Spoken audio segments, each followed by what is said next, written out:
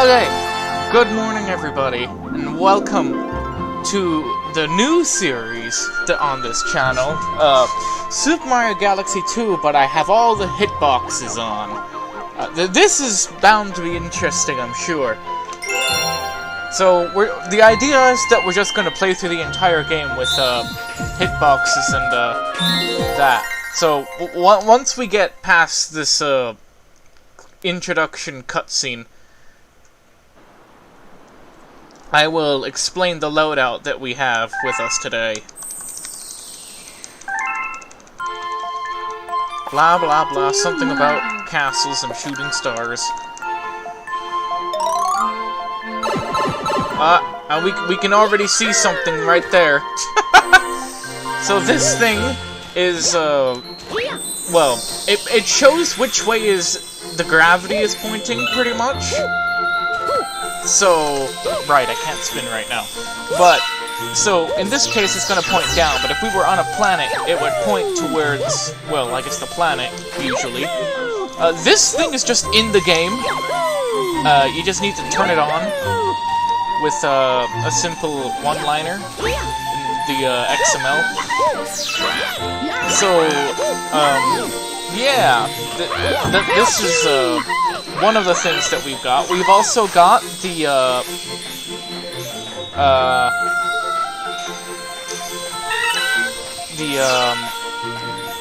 there we go. These are the hit sensors and the binders that control you know, hitboxes. That's what they are. It's in the name. So, okay, you'll notice that there are some separate colors here. So there's the white thing there, and all the blue ones are gone. But the white one is a binder. Binders are for when an actor has to collide with the map, like the ground or basically any KCL file.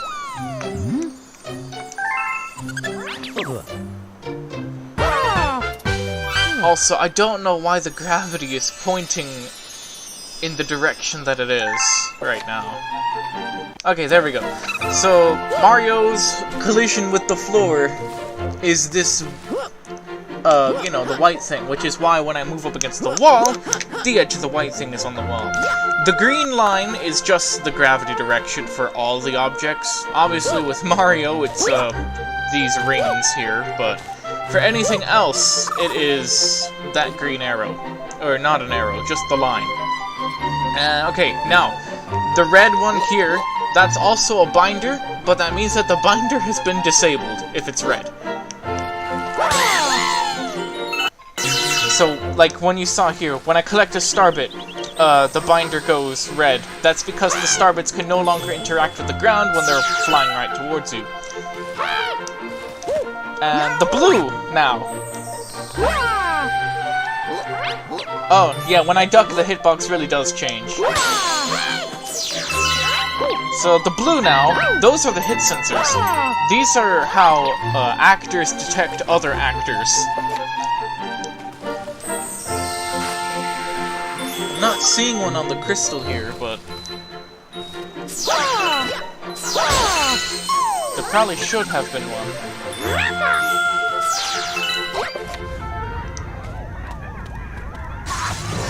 Oh, good lord.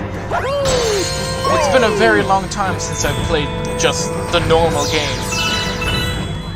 Hello, Bowser. But as we can see from here, I guess Bowser doesn't actually have any collision. Yeah, look at that. There's no blue or white on him.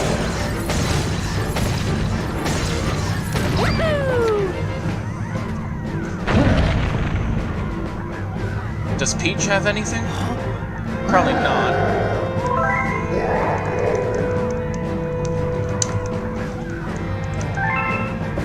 It took a while to let me push A there.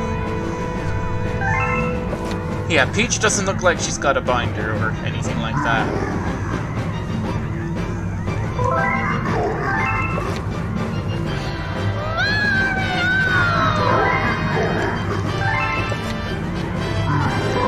Now, once we actually get to Sky Station, I'll talk a bit more about the massive caveat for this.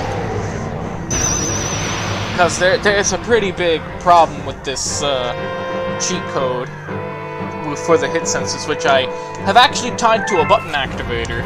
So if I push the 2 button on my Wii remote, it turns it on and off again.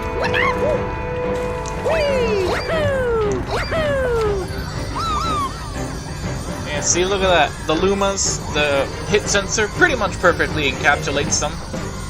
Lumas otherwise don't have collision, I don't think. Or maybe they do. Maybe that... I don't remember, okay. Maybe the blue is just overlapping the white, so we can't actually see it. Maybe its gravity is pointing to 0? No, because I don't think 0 is in that direction. Really don't know, though. Yeah, but as you can see, the blue thing, or the blue circle around the launch star here, that is the radius that it will pick you up when you are actually shaking. So, like here, if I line up Mario's blue circle with the blue circle of the launch star, come on. These are 3D spheres, so I need to get a bit closer. There we go. So now our blue circles are actually touching. And then if I walk out and make them not touch. Come on. There we go. Now, see, it stops doing the ring thing, I guess? Not really sure what you'd call that.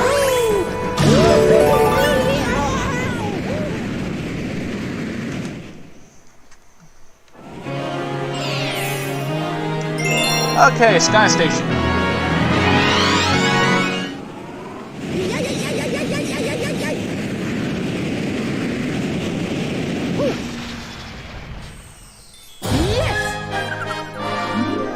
Now, if you know this game, you're probably already detecting that something is off.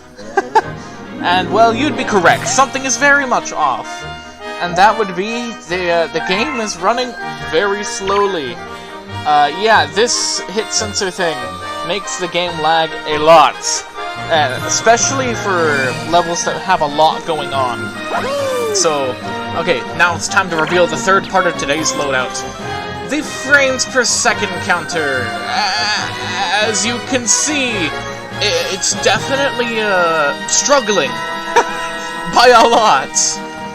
Also, this is not the exact same version of the layout that's on my GitHub right now, but that's just because this update hasn't been finished yet. It will work well enough for this series, though. But yeah, we got a lot of lag, which is why I've tied the thing to a button activator.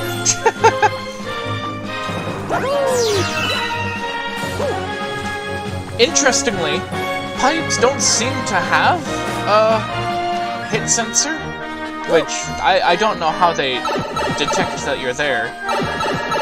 But as you can see, Mario's binder, which is the white circle again, gets stuck, like, where the pipe entrance is. And then Mario moves in, and his hit sensor moves in with him. Very interesting stuff.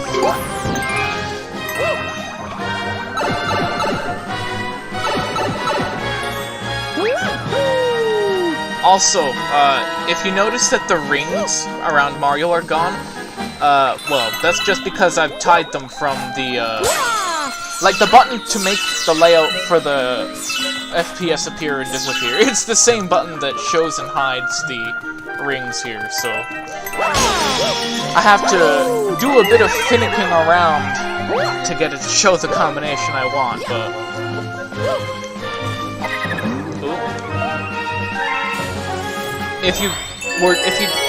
the astute viewer would have noticed that there's also this weird, like, yellow-ish halo thing in the center of these rings.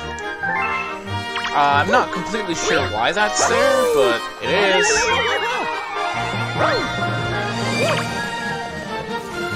Okay, turn this back on. Ooh. The game practically halves some frame rate.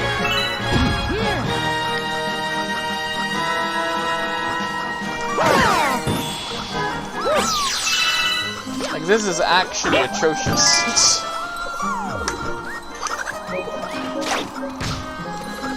Also, I guess it should be obvious what the colors on the layout mean.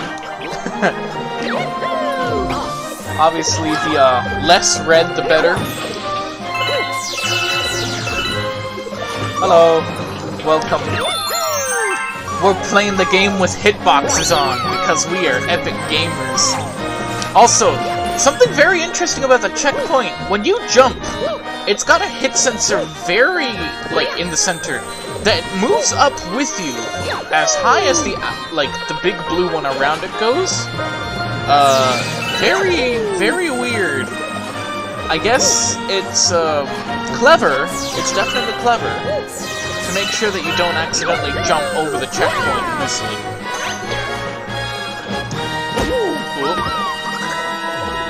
Yes, so, okay, the origins of this mod, minus the FPS layout and the, you know, the thing, the rings, the gravity rings, as I'll call them from now. I had to come up with a name on the fly. But basically, the hit sensors, like the visible hit sensors, that, was initially a code for Galaxy 1, and I ported it to Galaxy 2, so that we can make this work. So, special thanks to Jasper, RLZ, I think that's his name, and riidefi for making the original Galaxy 1 code. Oh, the in-game sound's too loud, bruh. Not that I changed it as I was going.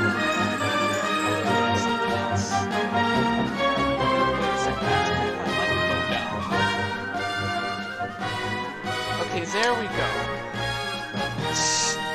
Yeah, I was turning my microphone down instead of the game audio down. Whoops.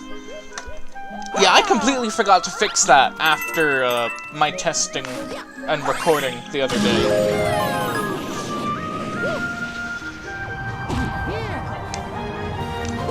So what was I saying? Right.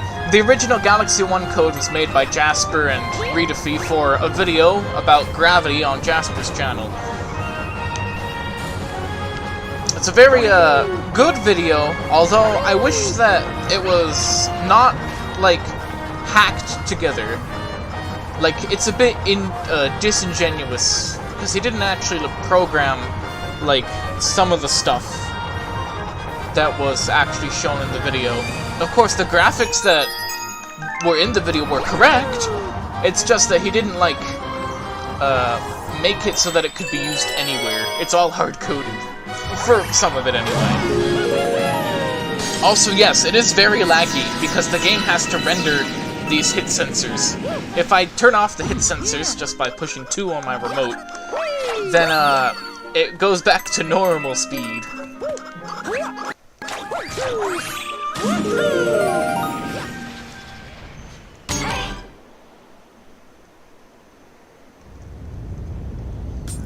Like, even this cutscene takes so long.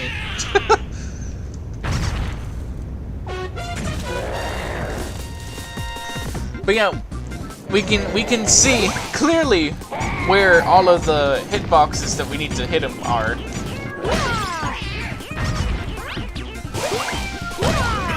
Yeah, finally the 1 and 2 buttons have a use.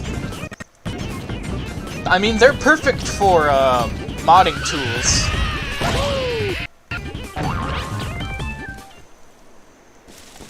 Also, yes, hi Alex. Actually, maybe I already said that. It's so laggy. Oh, come back, please.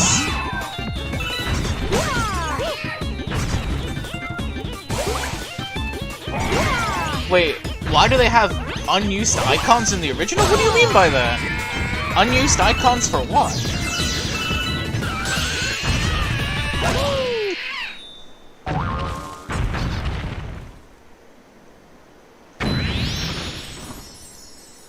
Oh, the 1 and 2 icons in the picture font. Yeah, actually, that's a good point. Oh, wait, no, you know what? They're unused because the development team used them. Because, remember, Galaxy 2 has unused text for, recording ghost files. Like, for the Peachan racers, specifically, I think.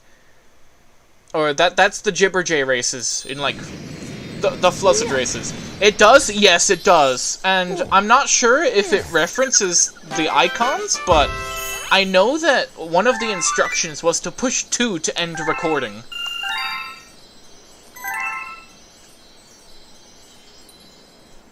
Imagine a mod that displays the whole game the same way Whitehole's renderer does. T-pose is intact and all. That would be awesome. I mean, I think you can make things get T-posed if you, like, disable all the animation starts. The only problem? That would break the game, because some things do rely on an animation actually finishing.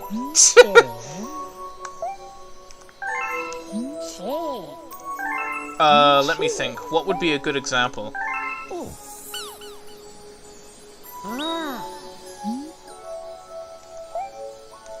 Yeah, what would be a good example of that?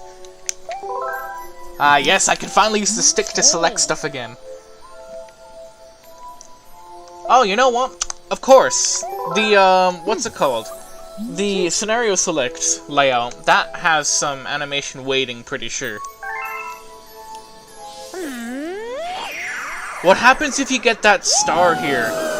That is a good question! But nothing, I'm pretty sure, because that's not a real star. Yo, hello everybody that's just coming in. LDev, No Life Alex. Oh, we have a normal Alex and a No Life Alex. So many Alexes in this community. That makes 3. If we include Froggo. So what's so good about being able to see the hitboxes? Well, it's not necessarily that we have a advantage. We're more here to just explore and see if there's anything interesting that we can find. Like, that's the main point of this. Also, did you guys see that? In the center of the face ship, that's where Mario is actually located right now. Oh, and I guess he doesn't follow the face ship. Da-da-da-da. Yeah, in the beginning we saw how Mario's hitbox changes when he ducks. I can show that off again once we get back into a level. Yeah, we get the point, Loba. So yeah, this is the hitbox for, Starship Mario.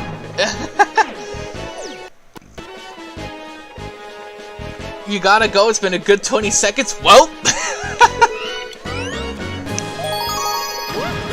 You didn't know Galaxy ran at a smooth 60? Yeah, it mostly does. Just not when I have hitboxes turned on, because hitboxes take rendering time.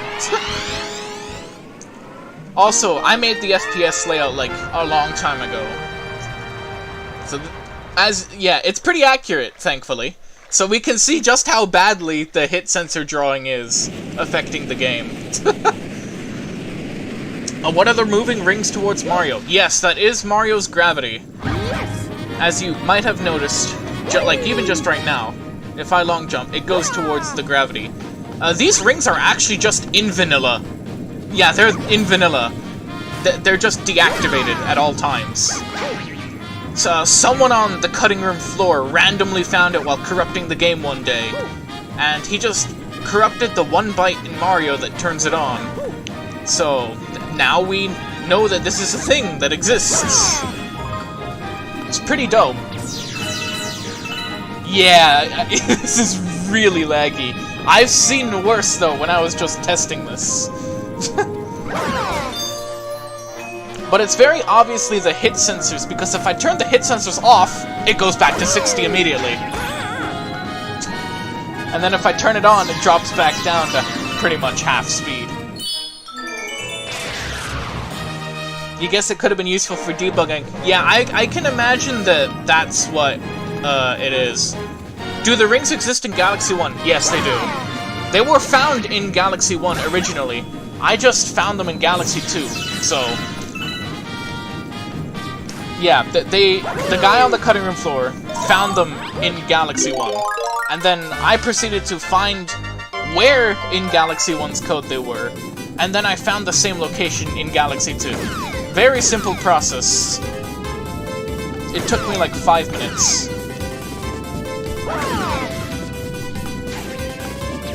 What am I doing right now? Over there, okay. I legitimately forgot where I'm supposed to be going. Hello there. Also, something interesting. The blue circle around Mario just disappears when you're talking to an NPC.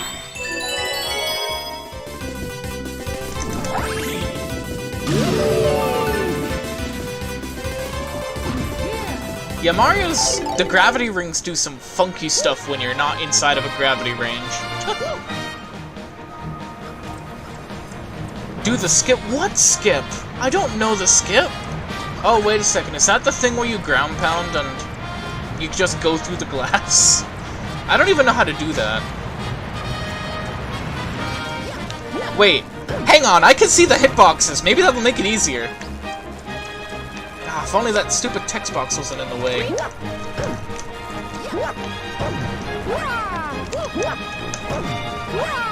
I need to, like, get close enough. I don't actually know if you need to ground pound. Oh, you need to crouch! Okay, that's what it is.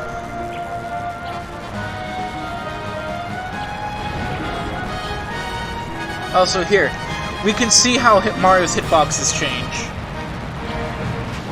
So, like, if I like, you can see the white circle change size as I crouch. Because that's the white circle is a binder. And as I explained earlier, which I guess a lot of people were not here for that, the binder is the actor to map collision. So, if a binder can touch floor, then it has one of these white circles. And the green on the white circle is the gravity of the object, but for Mario, we've got the rings, so... the white circle doesn't really change when I spin. Okay, let's just walk back over here and, yeah, I don't know if this is actually gonna work. I don't really know where I'm standing, though, so... Can I go first person? I can. Oh, I'm not even standing on top of it. Might be partly why. Can I actually glitch this with the help of the hitboxes?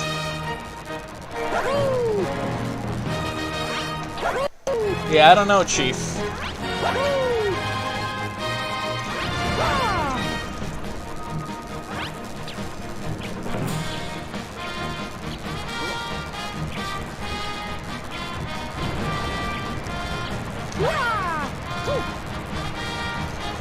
Is it an active normally? I have no idea. I don't actually know if this will help. Ground pounding will help. It is hard to tell from this angle. I can't tell, it looks normal.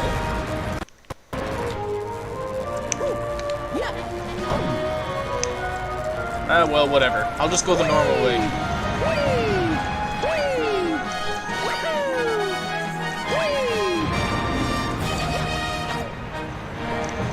Maybe there's something interesting in here anyway. Also, I guess we can see that when the bullet bills explode, they just leave their binder there, just sitting around, doing nothing. It turns red, which means it's inactive, which makes sense, but... Yeah, the starbit hit sensors are a majority of what's causing the lag, most likely. It kind of sucks that the gravity rings don't, like, follow gravity, per se. Like, it doesn't wrap around here, it just goes in the one direction relative to where Mario is standing right now. It would have been cool if it wrapped around the planet.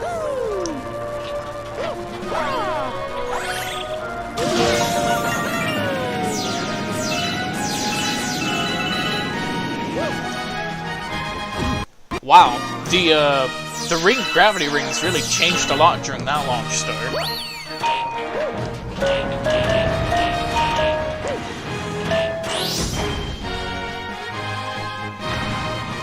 Watch out. Right, the Cosmic Colognes. I haven't seen what the Cosmic Colognes look like.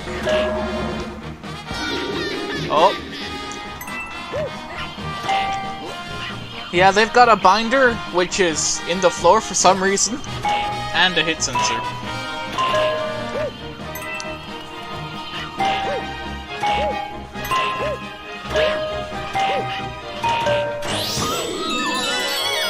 More star bits.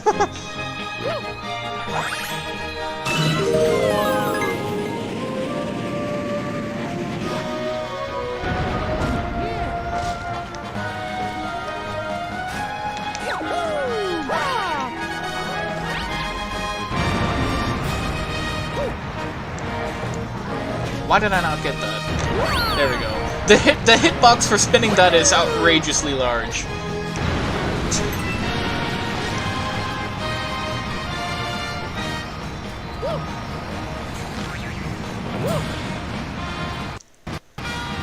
It means the objects are not unloaded. That's an interesting observation.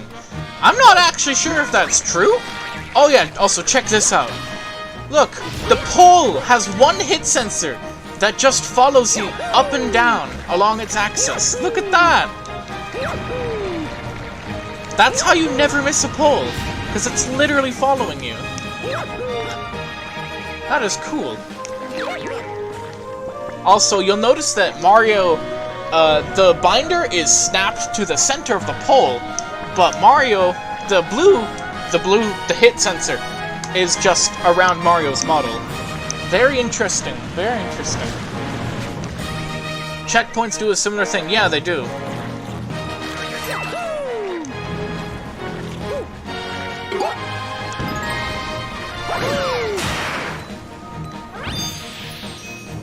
Also, I don't really know why, but these binders on like the coin and the key here, they're in the ground for some reason?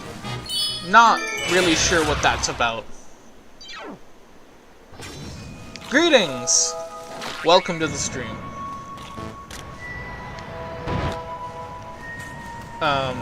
Is there a bonsai bill coming for me right now? Oh, there is. Can't shoot those, right?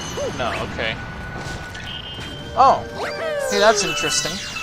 For a few moments when you first shoot the star bit, it's actually got a deactivated binder. But I guess once it gets really close to collision, then it just activates.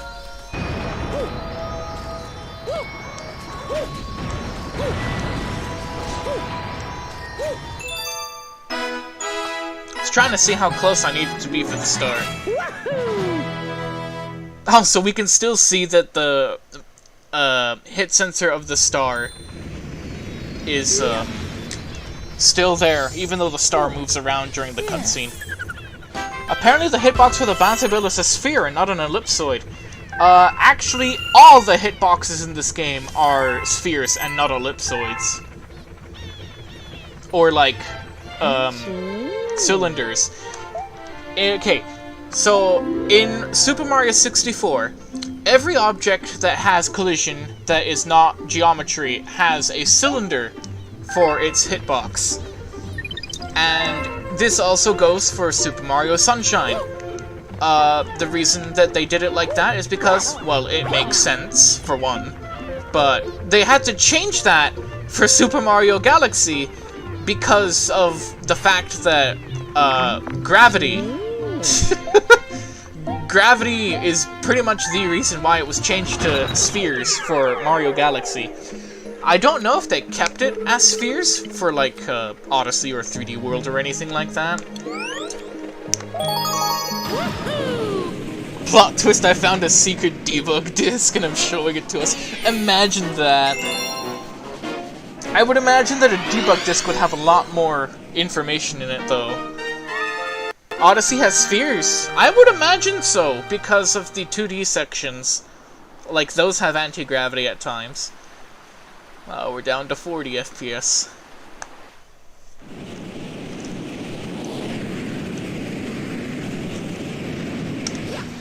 Like, see, sometimes it's perfectly fine with the FPS. Other times, it's just not.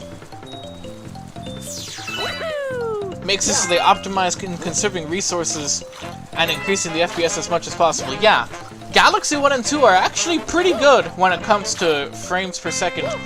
Mostly. There are some parts where it just doesn't work properly. Or, I guess as intended, rather, but... Interesting that the rocks have a hit sensor. Why is that interesting? You need to hit them somehow. And that's how. Ow. Stop that.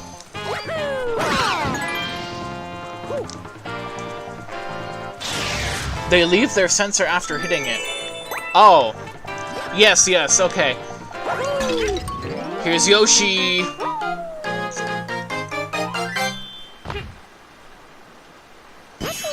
Also, this is interesting. I think this means that Mario's position is actually just on top of Yoshi right now. Because the gravity arrows make it seem that way. Or the gravity rings, they're not arrows. Because when they're going up like that, when they disappear, that's where Mario is. Yeah, interesting. Alright, we are now on the Yoshi.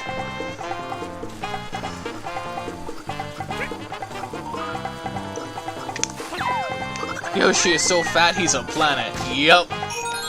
He's a whole star.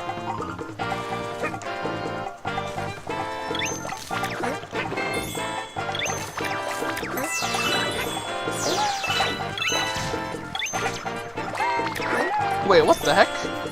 Do the crystals also do the whole pole thing?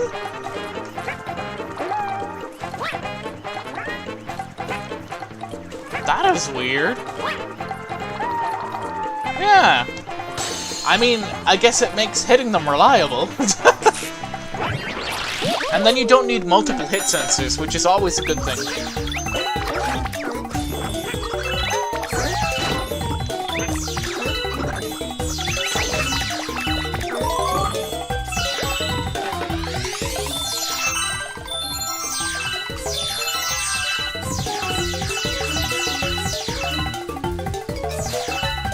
This is so cool to look at. Yeah, it is very interesting. Also, hello, yellow squid.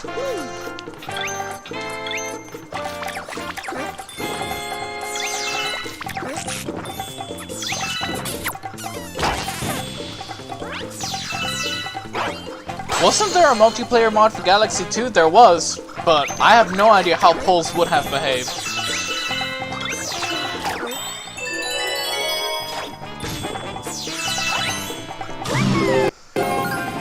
Yeah, also Mario just has this massive hitbox when you're using a launch star.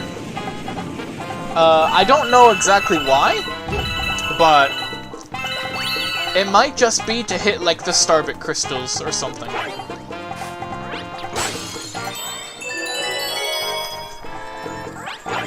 Something interesting that I just noticed is that Yoshi's nose doesn't really have a hit sensor on it.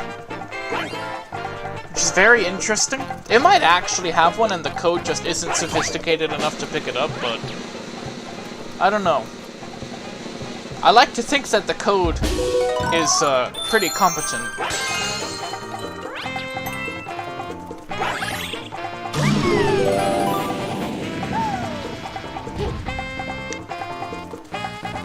But the only actually reliable things here are the FPS counter and the gravity rings. Not completely sold on everything that the hit sensors have to offer.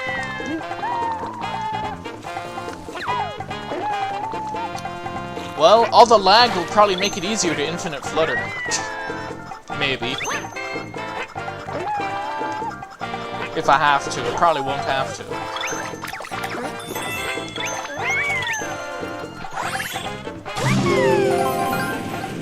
Oh, look at this.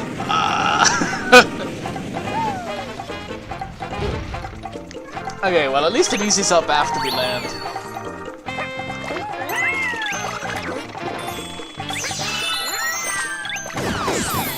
Woo, combo. Like, when there's not a lot of stuff on screen, it works fine, but... Oh, okay. Ow. No!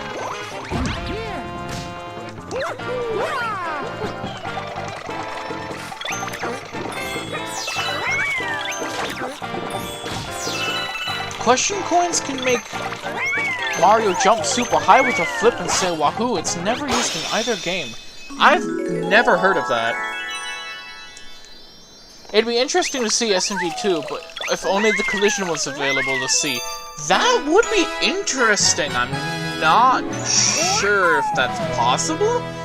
Unless you, like, export all the collision models and then convert those into the BMD of the object. Although, with animated objects, that wouldn't really work. This mod will be useful for Green Star mods?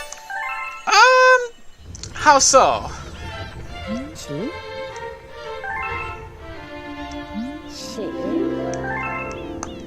You wonder if the moving hitboxes for the pole and crystals follow a certain command that wherever Mario's Y position currently is, the hitboxes will follow along. I can imagine that's how it works. Yeah, question coins can do that. They can make you do a side flip. Interesting. I don't think I knew that.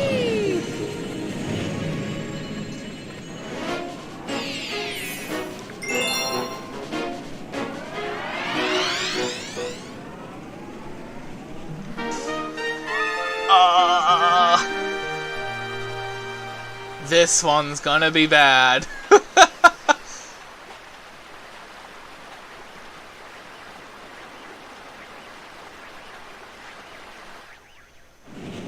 That took like almost triple the time. Yes. Aw, we're practically running at half the speed here. There's a spinning blue platform with a coin, and when you get it, Mario flips in the air. I must not have noticed when I was playing Galaxy 1 on stream the past weeks. We're down to almost 24, but it's slowly getting better.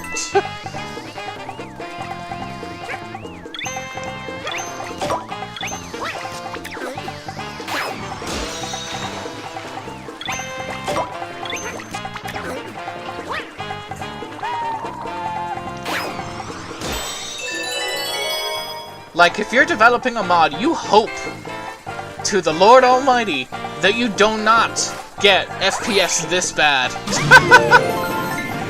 Although, I'll be frank with you, it's actually pretty difficult to drop the FPS unless you, like, explicitly do something that would drop the FPS this bad.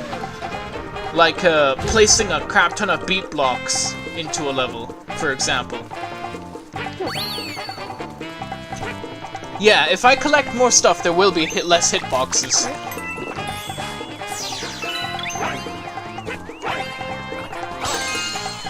You haven't gotten... Oh, you have gotten FPS this bad on one level. Yeah. So have I. I've developed level... Oh, I guess a level. No, 2 levels that have had this really bad lag problem. I've only so far... Well... I've only ever was able to fix it for one of the 2 levels that I'm referring to.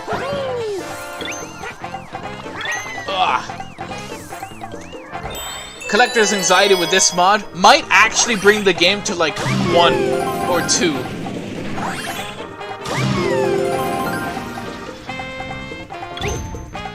Now this version of the mod for the hit sensors and all that jazz, it actually will work with other mods for Galaxy 2, because it doesn't use Ciati, for 1, and for 2, it doesn't use the same code space that the Gecko code loader or Ciati would use. It uses the same region that I used for the classic controller mod. So, if you want to test this with your mods, you totally can after it's released once the series is finished.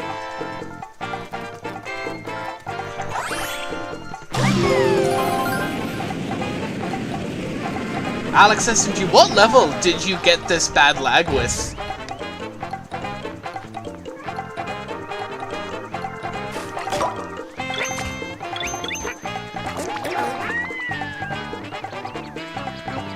You wonder if there are hitboxes and boss splits. There probably are. I don't know why there wouldn't be.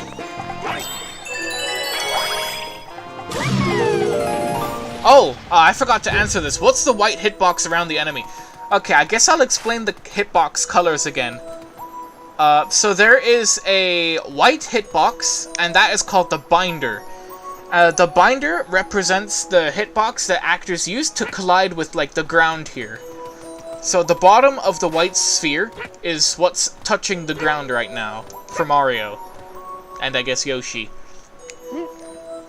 And if the collision for the map gets deactivated, which is turning off the binder, it will turn red. So if you see a red circle anywhere, that means that there's a deactivated binder. Which means that whatever actor it belongs to cannot collide with the ground at the moment. And all of these blue spheres, these are called hit sensors. These are for when actors need to collide with other actors. So when Mario touches the checkpoint, that is a hit sensor interaction. Also, this big one around the the checkpoint here, that's the spinning hitbox. So if I spin inside of that, then I hit the checkpoint. It's huge. Also, I don't know what these are. I don't know why the clouds have hitboxes.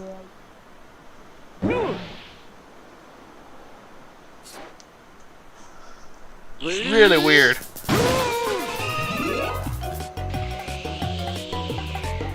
Yeah, thanks for making the colors of the hitboxes clear. I did explain it at the very start, but there was nobody here at the very start. So I guess I would have to explain it again. It makes sense. Not a problem. The original code also used these same colors, so I didn't actually, like, add them or change them or anything.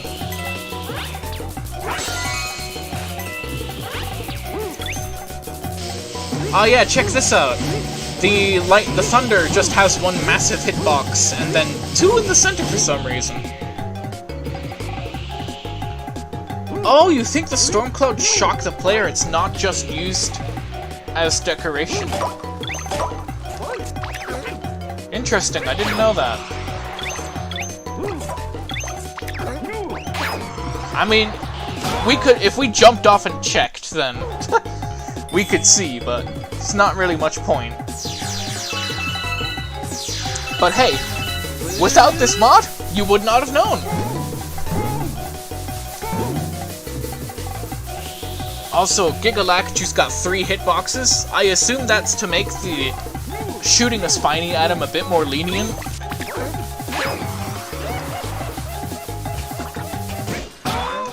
Yeah, the 2 small blue spheres stacked within the big blue sphere. It's a bit redundant. I wonder if that was like they wanted to change it and then just forgot to.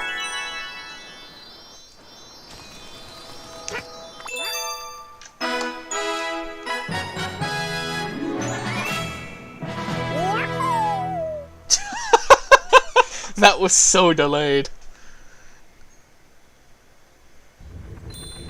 Yeah, he left his hitbox behind after he died.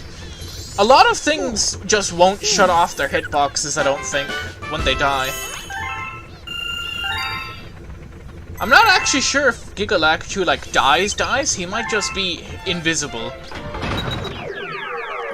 Because a live actor kill might just remove the hit sensor. Not sure.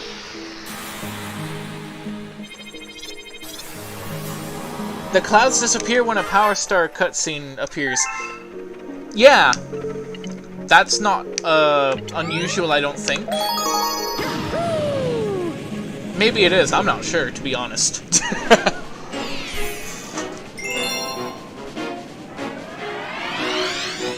Dig-a-Legs Planet. Oh boy, we're off to a horrible start already.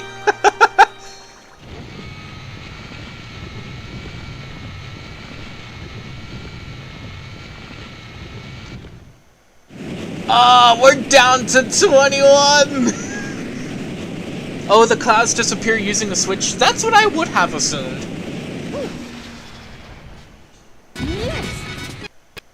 Oh, this one might be really bad. Oh, you know what? It's probably all of the coins right here that's really doing it in. I should probably collect some of them. Yeah, it does get a lot worse in, like, Boulder Bowl.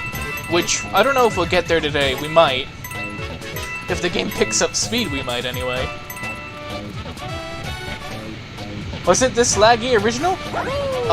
No. If I turn off all of the hacks, it returns to normal speed. And we can tell that it's normal speed because the layout says so. And then when I turn the hit sensors back on, it goes back to Lag City.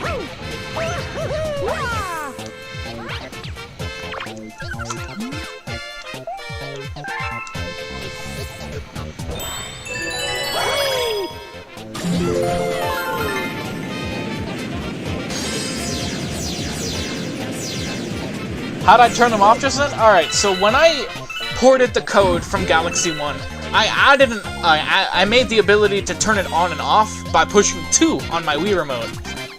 So, I'm pushing 2 several times right now, and it's turning them on and off.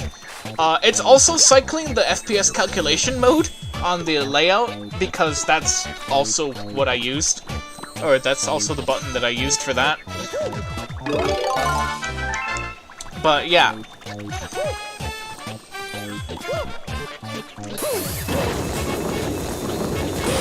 It's such an awesome feature. Yeah, well, if I push the 1 button, it will hide the FPS layout and the gravity rings.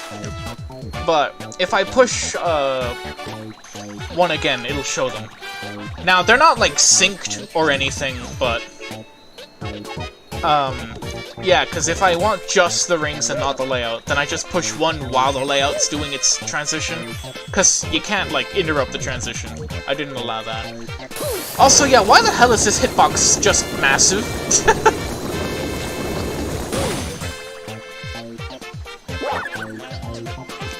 Like, this is actually just insane. Now, this hitbox doesn't actually interact with a whole lot, it doesn't look like. But it's still very interesting.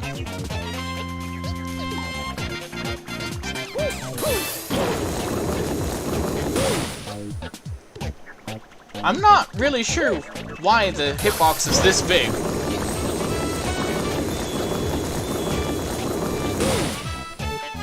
Ah, the frame rate!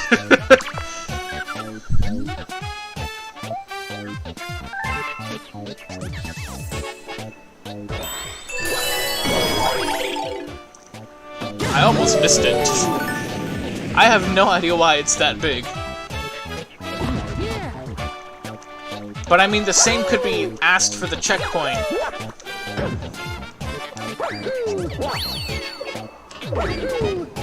I imagine this is what Mario Galaxy would run like if it was not, like, optimized. Granted, it was compiled without optimizations, so...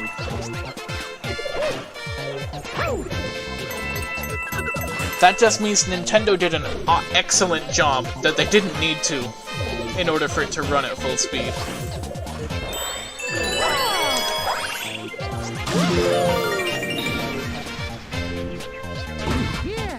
Ah, look at this planet.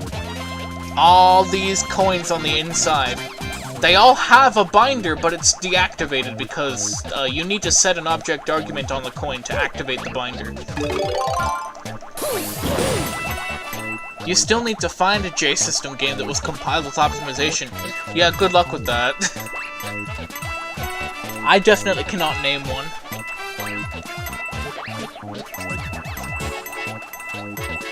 Yeah, exactly, Dennis. Compiling without optimization makes decompiling easier. Like, if this game was compiled without... Or, yeah, if it was compiled with optimizations, we would not have Galaxy 11 Engine. Or anything like that. We probably wouldn't even have Ciati, I don't think. Hello there, Toad.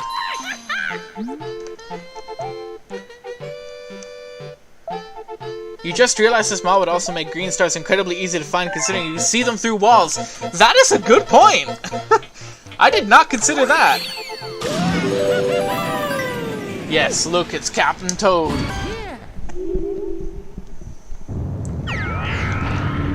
Also, this is fun. He's got hit sensors for legs. Yeah, who painted Diggaleg blue? And then look at that, he's just got one massive hit sensor for his main body. Which I would assume changes, like, what can collide with it based on what phase he's in. I assume.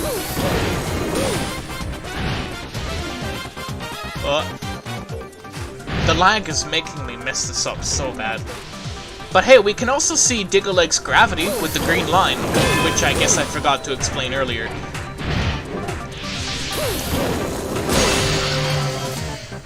Did I hear your previous comment? Chat is going fast, I can't possibly read everything. I can read most things, thankfully, just not everything. Hey, I did the speedrun strat, let's go.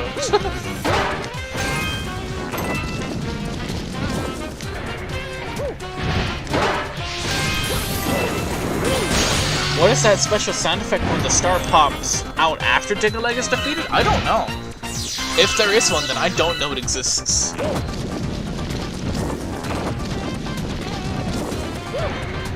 Oh, the talking flower comment. That would be interesting, though not possible right now, because importing sounds isn't really a thing. It's allegedly possible, but there's no consistent way to do it, to my knowledge. Uh-oh.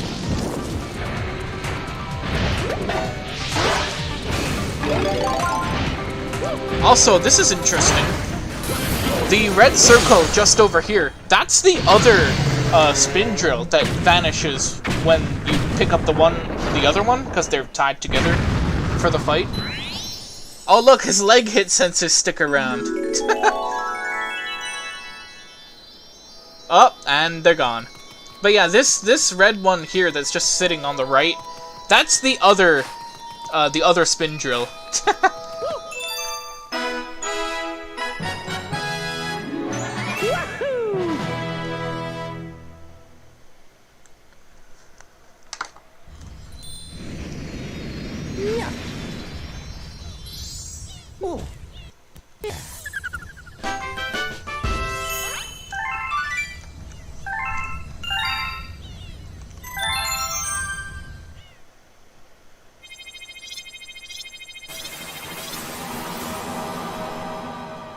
Did I hear the star pop out? I really could not tell if there was a difference. Sorry. Hi, Loba.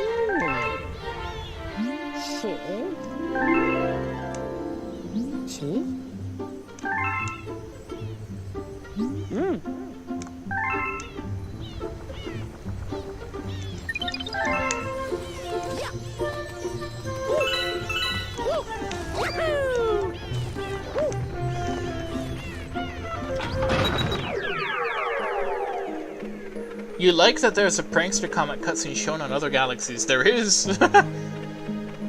Flower and right side down, offward and downward. That's amusing. Also, it looked like on the map when it was doing the path creation cutscene, it looked like there were some very small hitboxes just sitting around in the middle of the screen. I wonder what that was about. I guess we'll find out. Also, look at this epic X-ray vision. Too bad we can't tell what sphere belongs to what.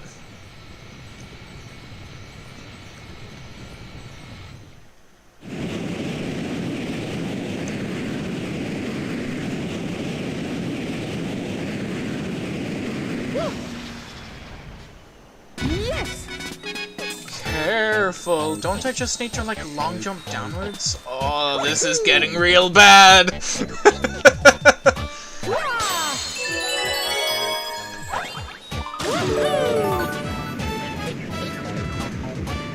Cosmic clone skip. Oh yeah, how does this work? Is there like a moving hit sensor along this thing or not?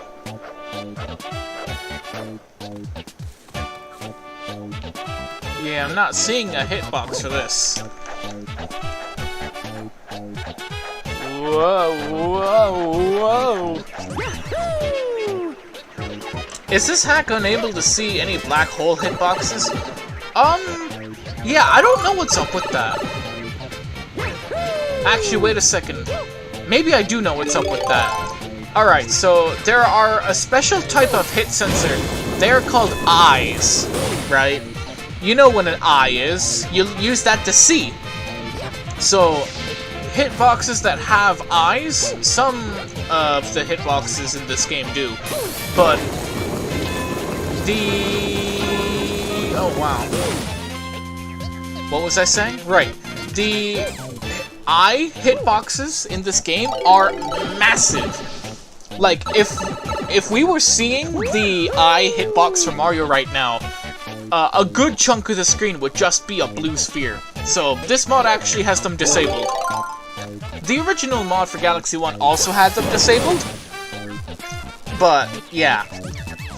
I think that black holes use an eye hitbox, so that's why we can't actually see them.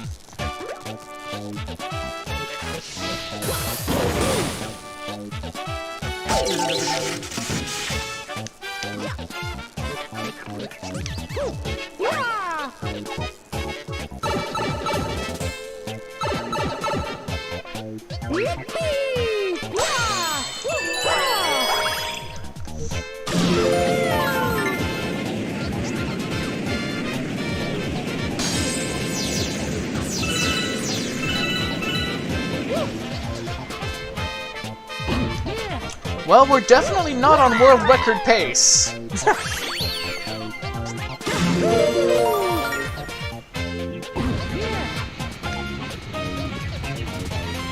Aw, this is really bad.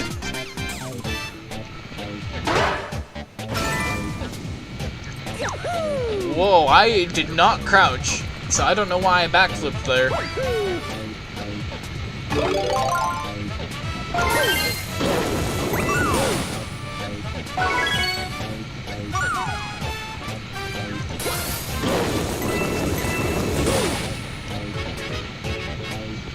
Someone asked how you set up the 90-degree drill deflections.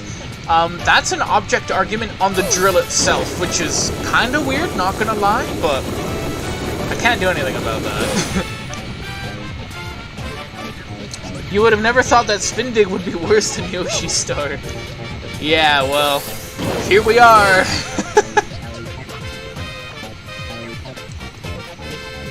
So essentially, if we were to see the eye hitbox of a black hole, it would take up most of the screen. Yeah. That's pretty much the gist of it. Also, we can very clearly see that when you use the spin drill, the silver stars just teleport to you when you come out on the other side. Oh goodness. That was so slow.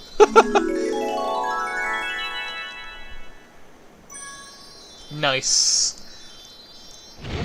It's so laggy that the sound effects are getting separated. The timing is becoming all whack.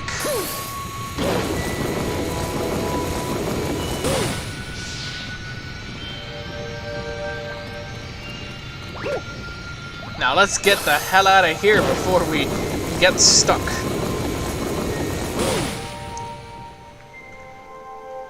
I guess we've seen all that we need to see, so I could just resume speed for a bit. It's so funny how the game just goes back to normal when I turn off the hitboxes. And then continues to chug when I turn them back on. It's practically night and day. It's hilarious. Oh, yeah.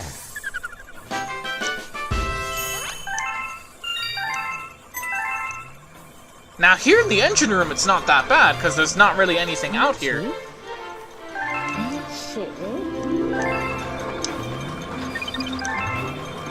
Also, as you may have noticed, this spin drill does not have a hitbox. This is literally just a visual display model. So you can't collect that even if you tried.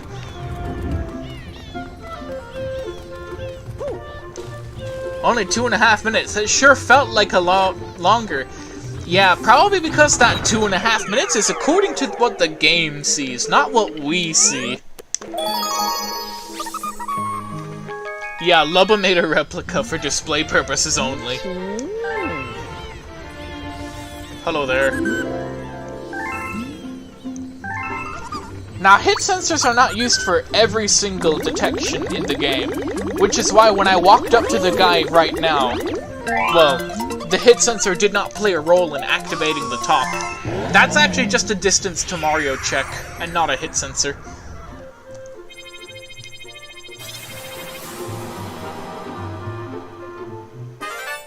Yeah, like look on the right there. There's a couple hitboxes just chilling. I wonder what they're for. The hitbox is growing, yeah. It's gotta update with the model, that's why.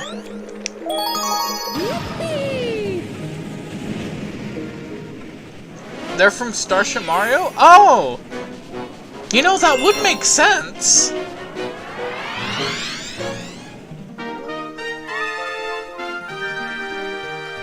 Alright, flip swap. You'll probably notice that the electric wires themselves do not have a hitbox, but the balls that are emitting the electricity, those do have a hitbox. Pretty weird, not gonna lie.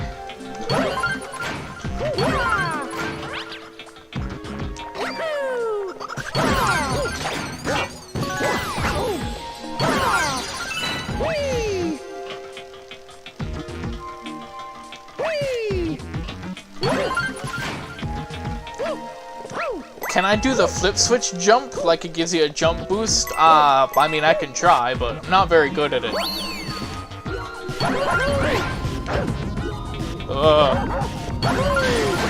Should this entire galaxy not be a spin hitbox? That is an excellent question, Yellow Squid. So, the way that the whole spinning thing works, it's actually just you're inside of an area. And the area isn't actually a hitbox, it's just a mathematical equation to see if a position is contained inside of one of the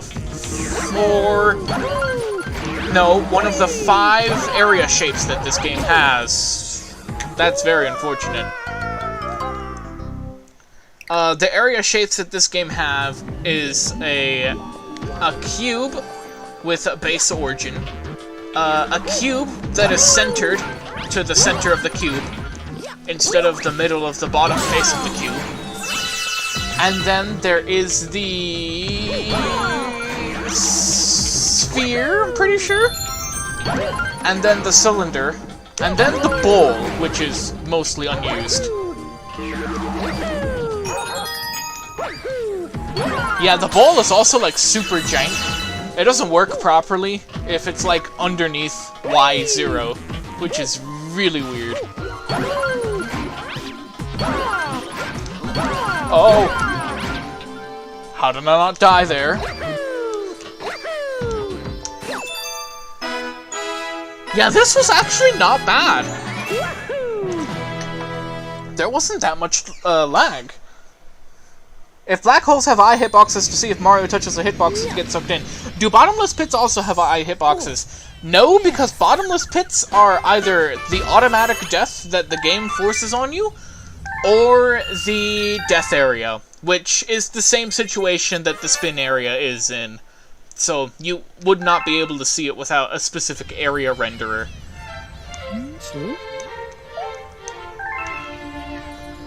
Yeah, that was an excellent recovery.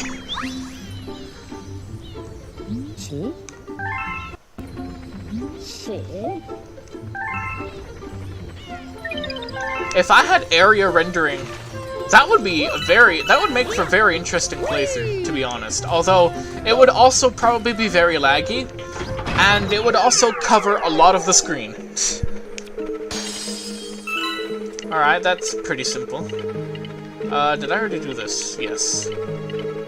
I could not tell just by standing on it. Why did I say yes? The answer is yes. I'll do right side down first.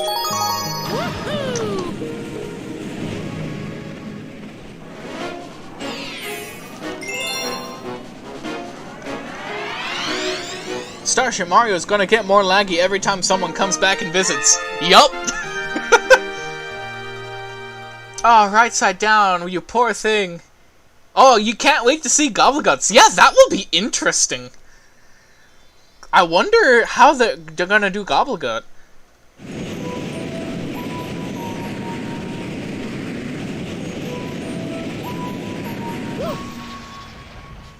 Yes.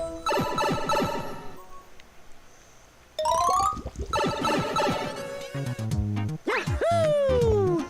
Oh boy. Yeah, it's slowly gonna become lag shit Mario.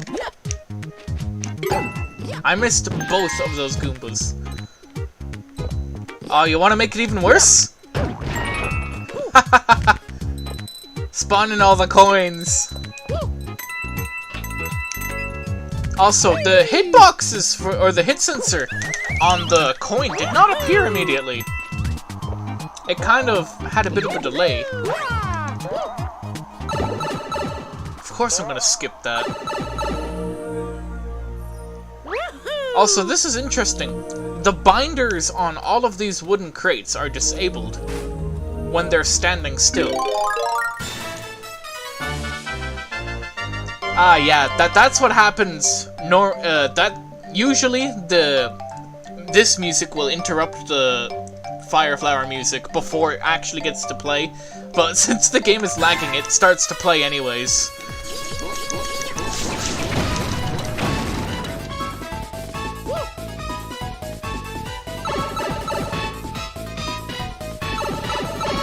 Ah, yeah, I can imagine that this is probably why there's a lot of lag. Hey there, friend.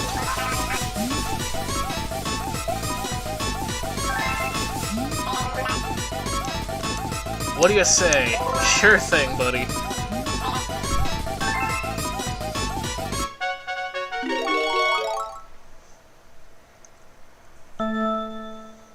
Oh no. The countdown is slowed.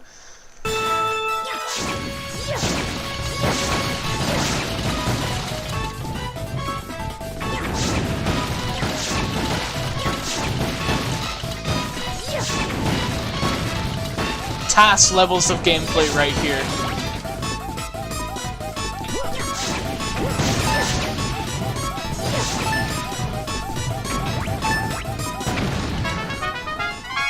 It's a hitbox flower. Fires out hitboxes. Yeah, it does, doesn't it?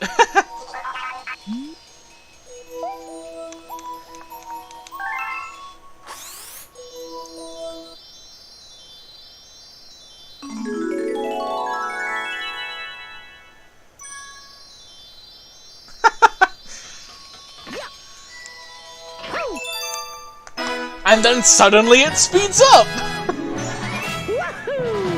Don't ask me why, I have no idea. It's like the Power Star added energy into the game! Oh, yeah.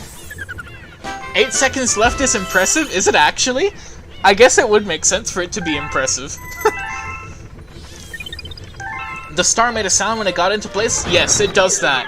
It's just that usually it meshes with the normal noise properly, so you'll never notice that that's a separate sound effect. But yeah, it is indeed a separate sound effect.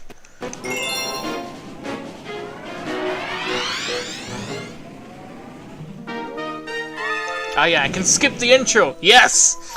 Don't need to sit through that again. Yeah, that was actually pretty funny that the Power Star had enough power to speed up the game.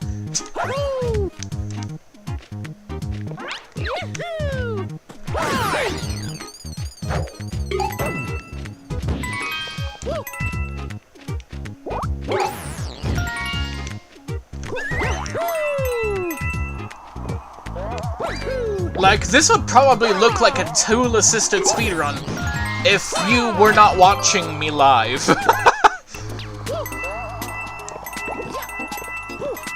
Also, I don't know what's up with the binders being horrendously offset there. I don't know if it's actually like that, or maybe just a problem with the code.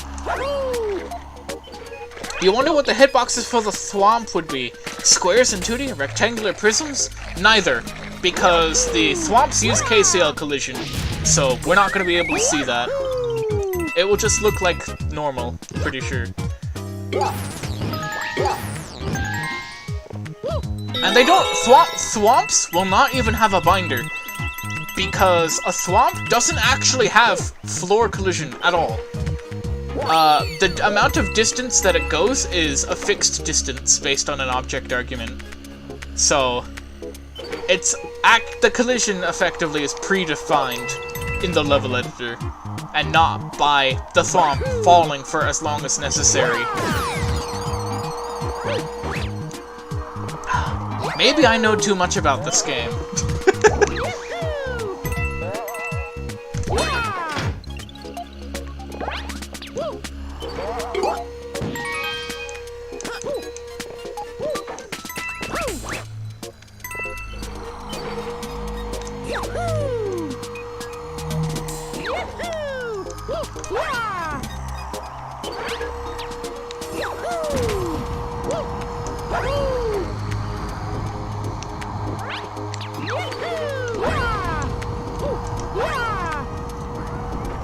Chain chomps have a pretty self-explanatory one.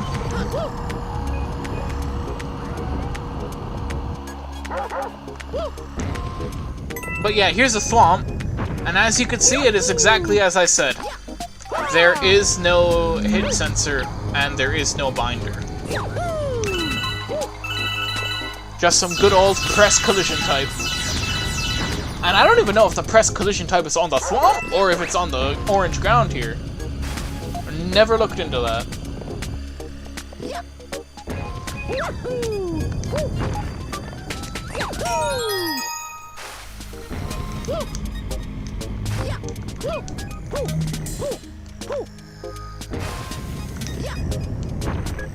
There is no hit sensor, there is no binder, and there is no tooth fairy.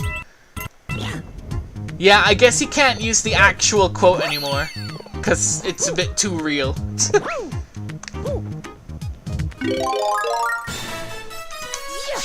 Ah yes, the hit sensor generator flower. That goes against your intuition on thwomp hitboxes. Yeah, check that out! The hit not the hit sensors, the binders become active when they're falling, but only when they're falling. Interesting. I mean, it makes total sense, but again, you would not know that unless you had this mod on. Also, there is absolutely something wrong with rotations and the rendering of the cheat code. I guess that the cheat code does not take rotation into account. I'm not sure if that's a mistake on my part porting it, or if it was like that in actual Galaxy 1's code. Maybe that should probably get tested.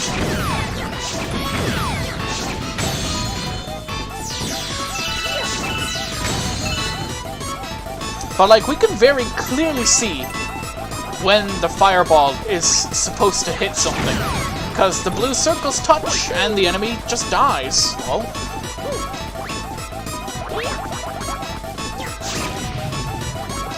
of course we're going up here. That way we can get a good look at stuff without actually being in harm's way.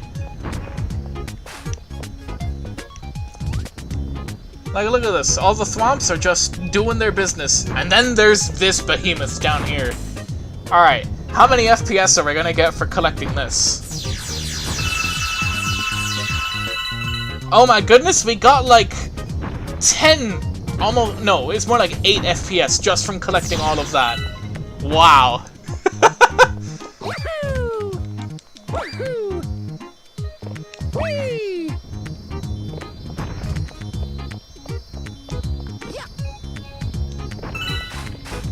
Also, the toads have their binders off here. I'm not sure if they ever had them turned on, but ow, I wasn't paying enough attention.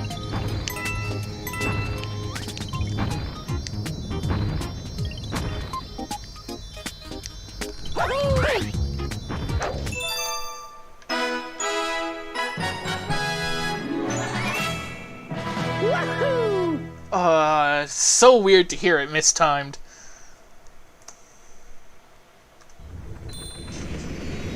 Yeah. Oh, yeah.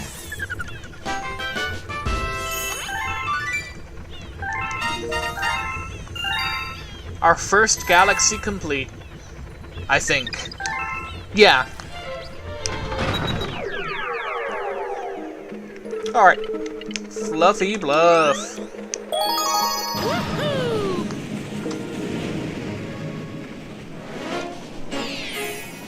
Also, these things do not have a hit sensor for like the pointer, because the pointer system doesn't use hit sensors. Just in case anyone was wondering.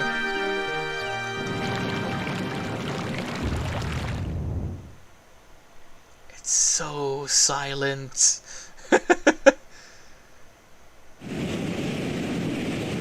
Also, those black hole ranges are massive!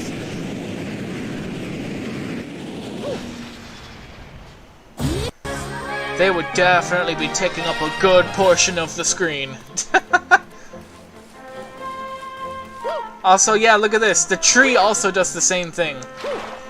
And the big hit sensor up here is for, like, that effect, when you spin hit the tree. Of course, that only needs to cover the leaf part.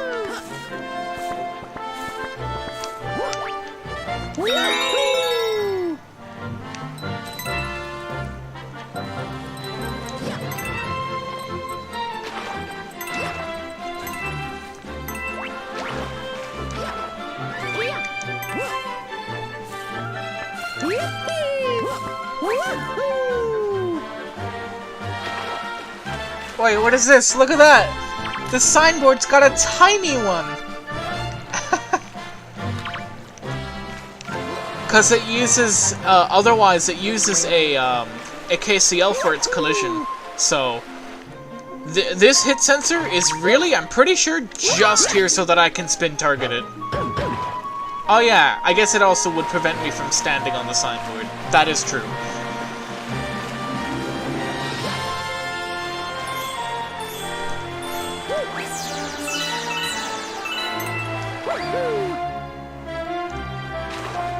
This is almost like playing Mario Galaxy in slow motion.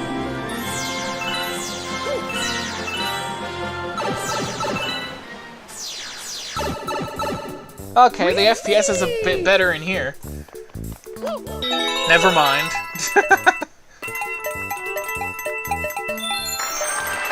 Also, we can see the exact moment when the collision turns on for these things. Also, crap. Am I gonna have enough coins now? I don't think so. I might have to just go for the normal mission now.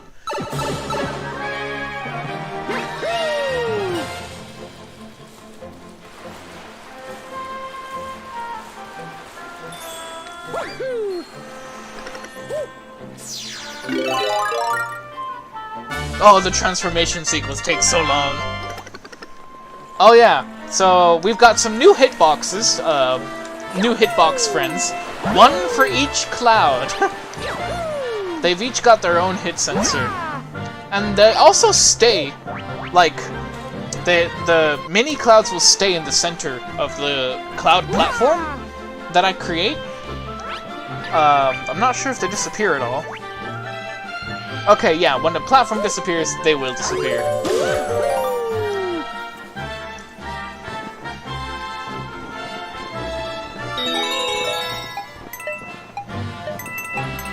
Okay, well maybe this will give me enough anyway. I need exactly 100, I think it is.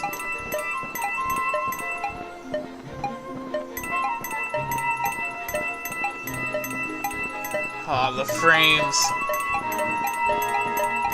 Dang it, where am I gonna get 14 coins in this joint? Maybe I can make it work. Also, that's such a cool camera for the falling down.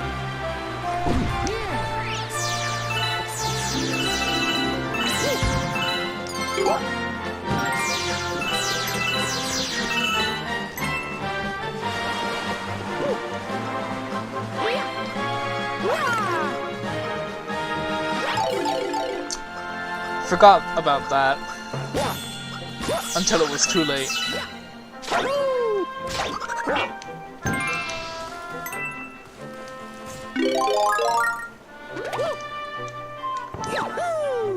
Also, these cloud steps don't have a hit sensor because they just use Well, to be honest, I don't actually know what they use, but they use something.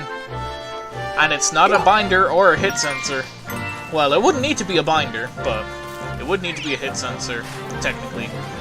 But whatever. Very interesting.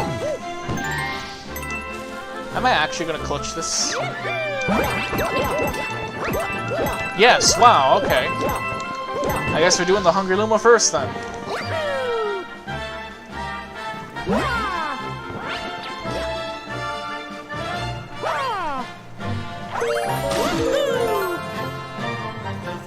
I don't think I've seen the camera do it like that before.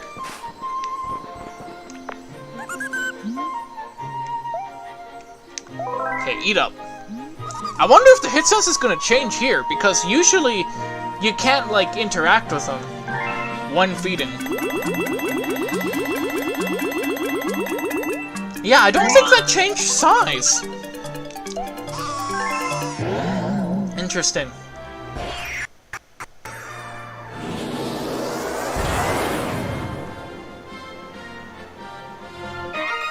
More lag was born.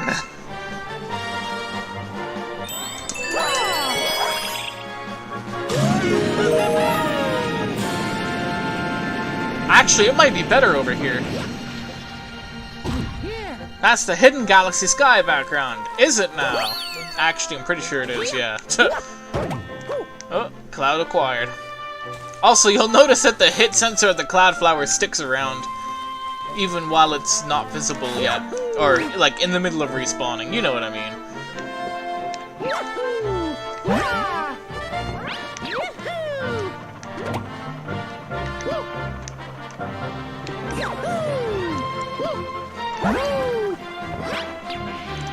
Oh, this planet's giving me flashbacks. I almost said flashblacks. That's not something that this is giving me. Oh, what? I had another clown? Was not even aware.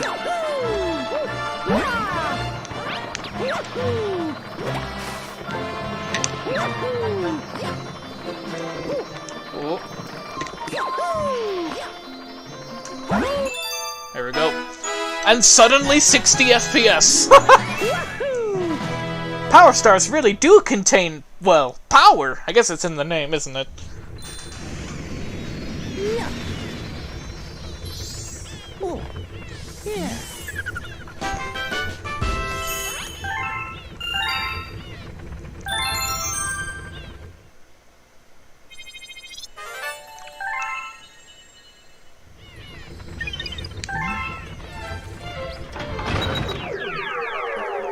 Alright, now let's gun it to the normal star. I guess we'll get to see cosmic clones again.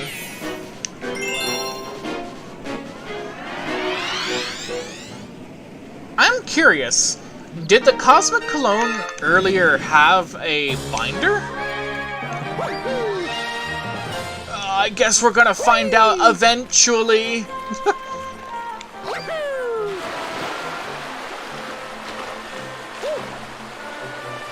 We'll find out soon, trademark.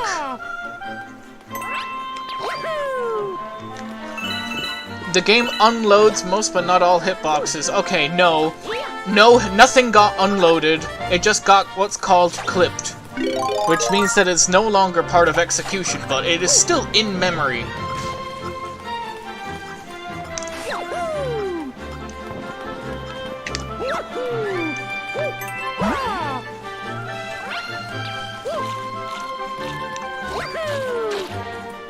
Okay, checkpoints.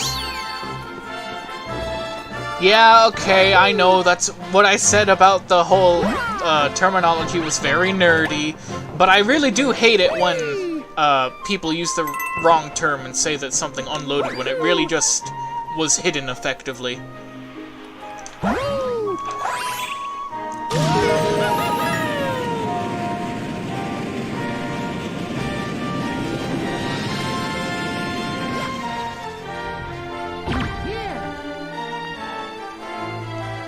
I guess we can now see if the cosmic clones get a hit sensor.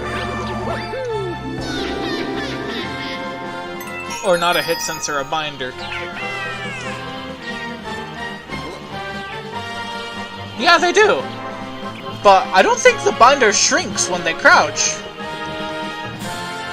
Yeah, it doesn't. Interesting.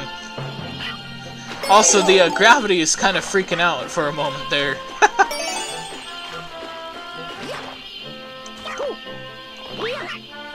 Yeah, look at that. Kind of funky there.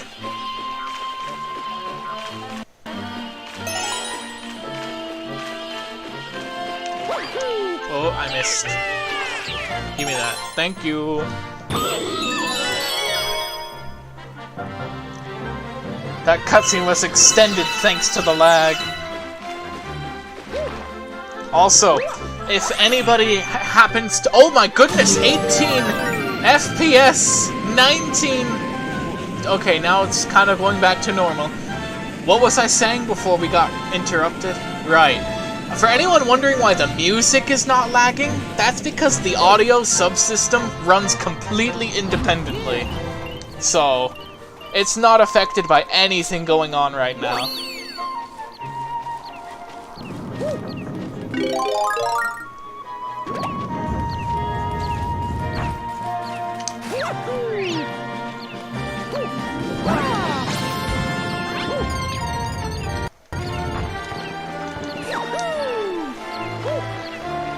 Oh, this is horrible.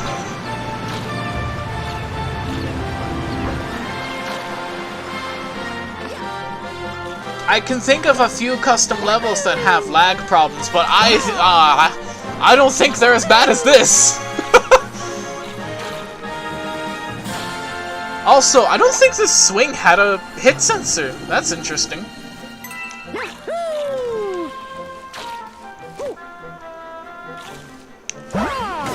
There we go.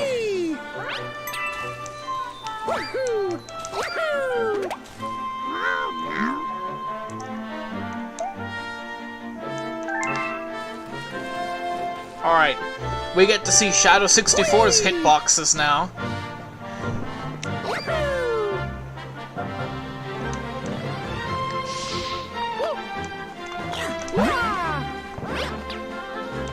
Look at that. The hitbox is literally just one sphere. And it doesn't even include his, like, the top of his tail or his tail. And it doesn't follow him when he does the flip. That's interesting.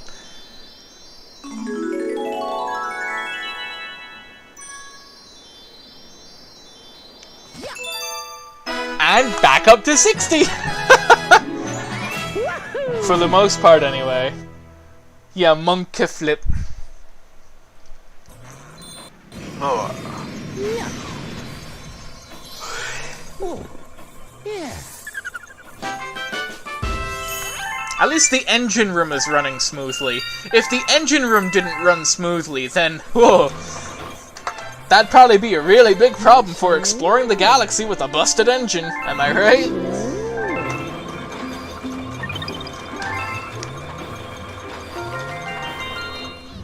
And again, the display Cloud Flower does not have a hitbox. Of course, the Cloud Flower that you get, whenever you get it on Starship Mario, I don't actually know, but that is the real Cloud Flower. So naturally, it will have the real hitbox. Alright. It's almost time for good old Gobblegut. This will either be very interesting or very boring. I hope it's the former.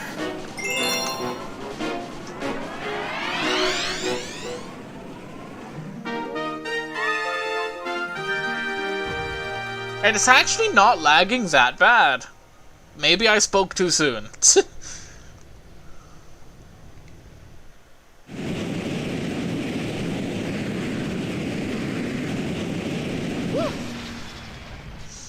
Gobblegut's gonna have a bunch of blue spheres all around his body. That's what I'm guessing. I guess we'll see if that's correct or not.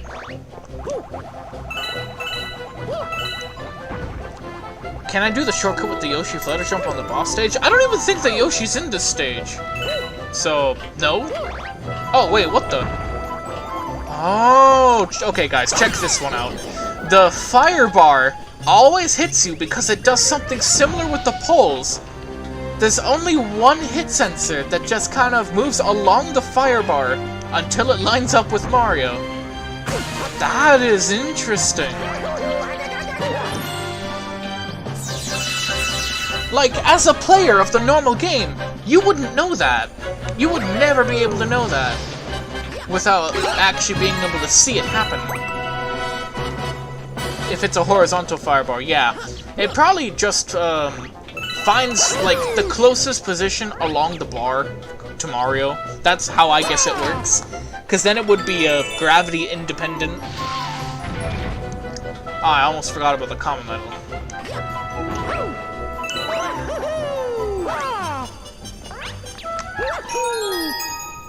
Oh, you meant you could jump on the boss stage plan. Yeah, I know that's a thing you can do. If you just long jump over here and then burn up the wall or something, but...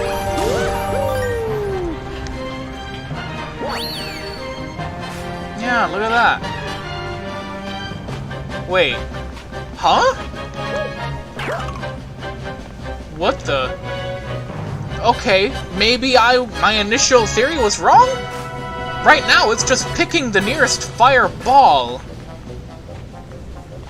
Okay, that's interesting. That is very interesting. Huh. Dry Bones? Are you okay? Okay, he's fine. Also, these things off in the distance, these, I don't think those have a hitbox. I can't see one. I guess they really are just decoration.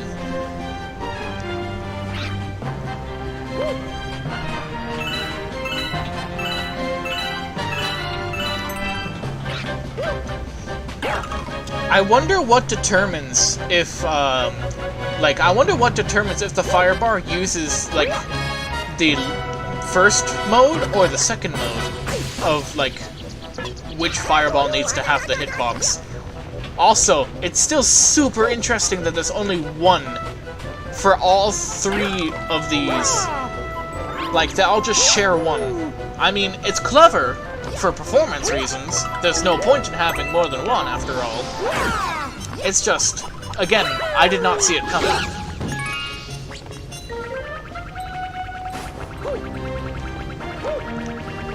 Interesting, interesting. And just in case I am gonna take this, because I'm not a fan of Gobblegut.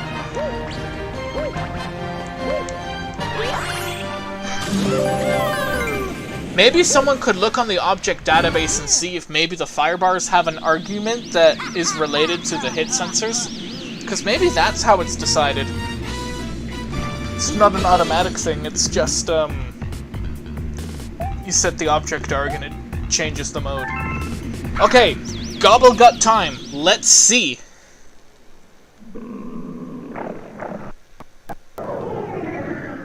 Huh? There's only one? No, there's another one for the bellyache. But then how does he damage you?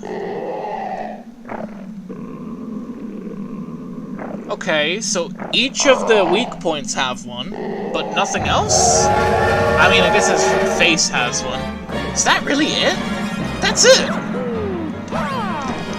Wait, can he just not hurt you? He doesn't hurt you! Bruh!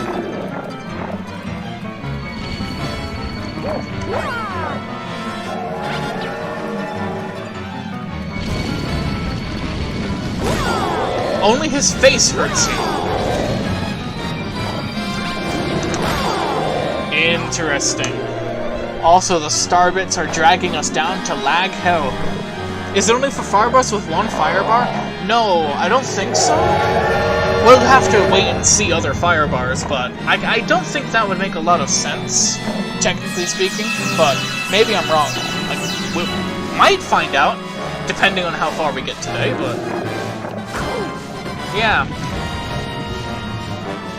His binder turns off when he's in the ground, which makes sense.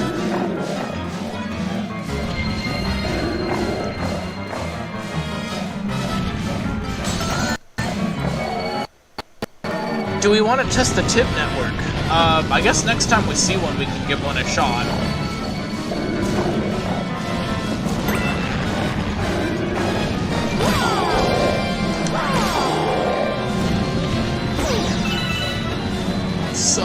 like you.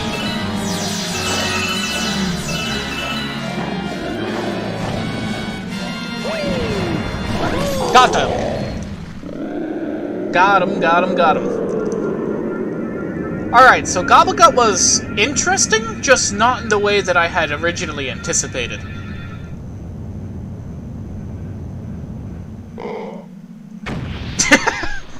Is it because the fire bar is slightly curved? Possibly. That could very well be it. And then suddenly we're back to full speed. Oh! Hey, check this out! Grand Stars have 5 individual hit sensors for each point. I would have thought that it would be like a normal Power Star where it's just one that covers the entire thing, but I guess not. Cool. And of course the hit sensors do not follow us in the cutscene.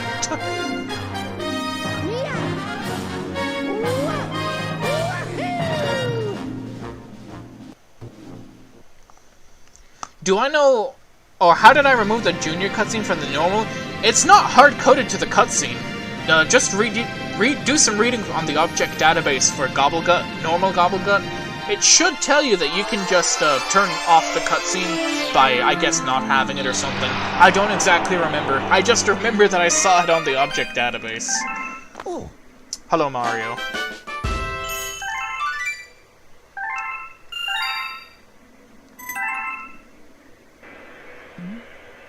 We might actually make it to Bowser today. Like actual Bowser. Not like Bowser 3, just Bowser 2. Well, Bowser 1, I guess, would be correct. Where are all the hit sensors at? They're all gone. Mario's just in the middle there again. Can't wait to see Bowser's hitboxes. Yeah, that'll be very interesting. I know a little bit about Bowser's hitboxes. He's got one specifically for his shell that reflects the meteors, but that's about it. That's all I know.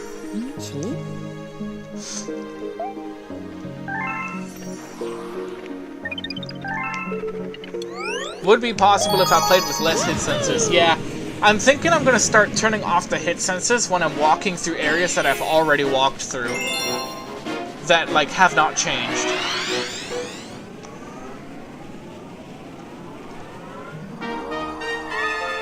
Okay, Puzzle Plank doesn't seem that bad. Like, look, we're even at 60 for this part. The green lines from the black holes are massive. Yes. Why does Spicy King Caliente crash in Galaxy 2 if you skip the cutscene? Okay, that's an interesting topic. But I have to save it for a little later because we gotta talk about wigglers. Look at these guys, they are made of segments. Look at them go! The segments don't like bobble around with his body or anything, but if I flip him over, what happens? Okay, nothing special. Actually, wait, let's watch him come up. Or, like, get up. There we go.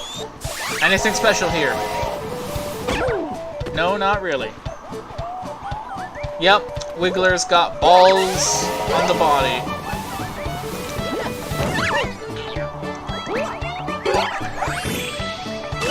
Okay, back to Spicy King Caliente. It crashes because the spicy version of King Caliente tries to not use the tentacles that... Because, you know, in Galaxy 1, he doesn't use the tentacles for his attack. So, yeah, that's why. Also, the reason why the hit sensor doesn't work here, I'm pretty sure is because of KCL for this thing, maybe? Someone can check that. But I'm pretty sure that's how it would work. So Spicy Caliente crashes because the legs don't exist. Or something related to the function that caused the cutscene not accounting for the legs not being there, because they didn't port that from Galaxy 1. Because why would they? They're not using Spicy King Caliente. There we go. Is that enough coins for the Luma? I don't know how much this Luma takes. I haven't played this normally in a very long time. 70, oh lord. Don't have enough for that. And I don't think I'm getting a whole 20 on this planet, but maybe I'll, ouch, clutch again like I did with Fluffy Bluff.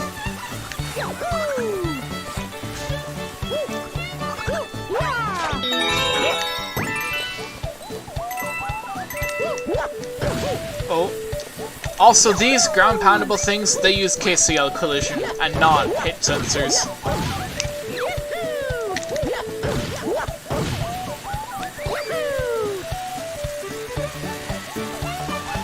Okay, I have 62 coins. I need 8 more. And I don't think I'm getting 8 more here. Aw, you tease. Oh, that's annoying. I think you're forced to get this checkpoint, so...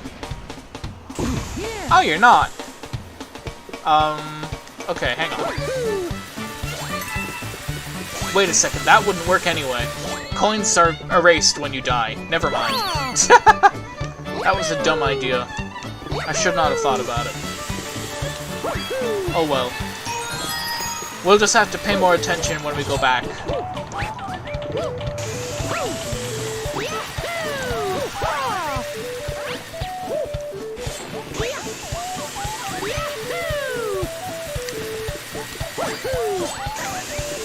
Man, the only thing that I can think about with Puzzle Plank now is that one time that I saw someone struggle to get a star here at one point.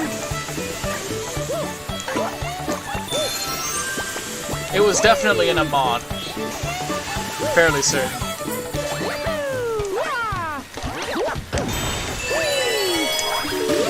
Green Star Mega Side Flip, probably. Okay, this area does not lag too badly. Yeah, like, look at this. We're just at normal 60. Because all of these use KCL for the collision. Hey, I got the double pound there. I don't know what causes that, but I know it's a thing that happens. Da da da da. Check it. Hello.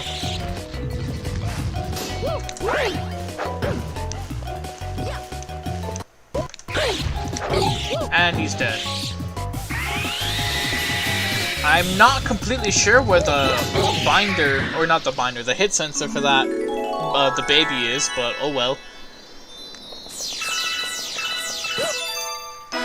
You wish there was a cosmic guide for the Sorbetti boss fight because of the nose hitting timing?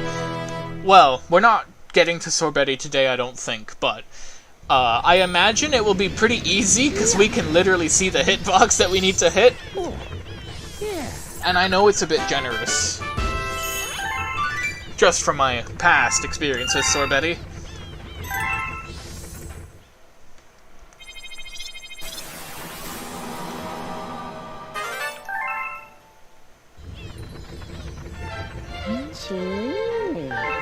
A few changes to the world map. Thanks, Captain Obvious.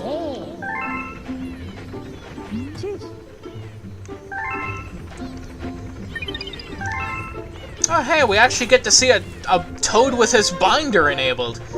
So Toads that are stationary, like this guy, have a red binder because it's disabled, but the ones that move around, well, they obviously need to interact with the ground, because they can go up ramps and stuff, these guys. And, well, that's why. They can also fly, if you do it right. Ah, this cutscene.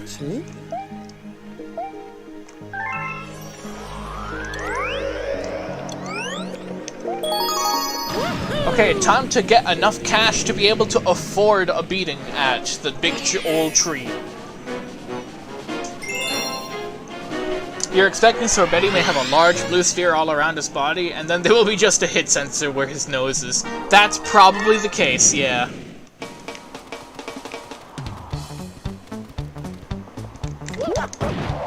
Okay, one of these spawns coins. I swear. No, that spawns one-ups. There we go, you're the thing that spawns coins.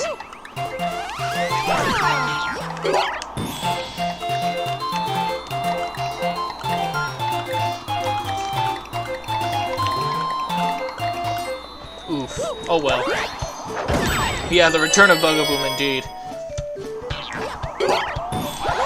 Oh yeah! The notes didn't have a sensor! Good observation, I didn't catch that. Huh! That's weird! Why didn't the notes have sensors? Or maybe they did, and it's just that they were eye sensors, so we didn't get to see them. Oh, wait a second, I disabled the hit sensors. Bruh, here we are wondering why we didn't get to see the hit sensors. I literally turned them off. Okay, hang on, we're going back to see if the notes actually do have a hit sensor. I can't believe I did that. Kill me, dang it! There we go.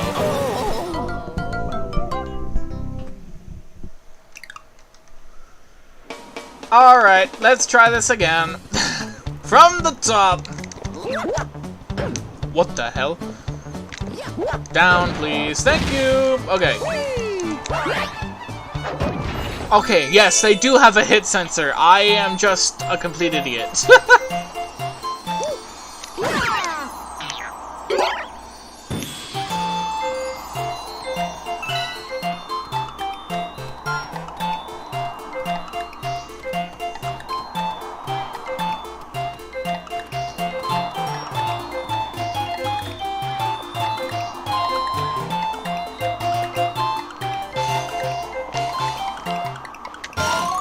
Epic.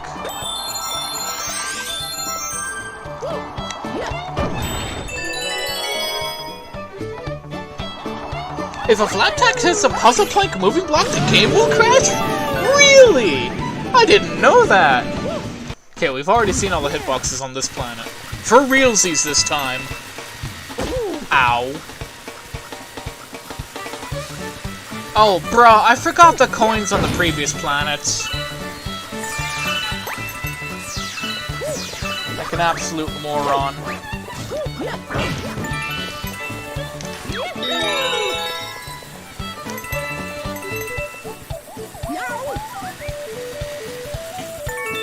Oh, we got another one.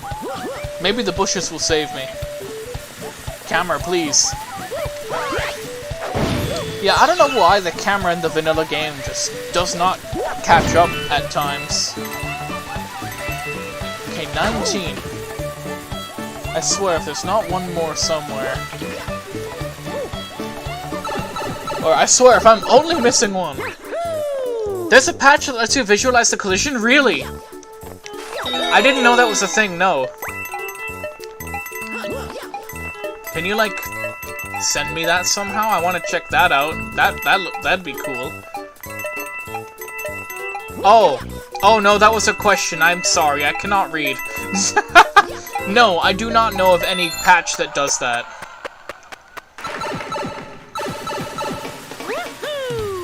I don't have enough.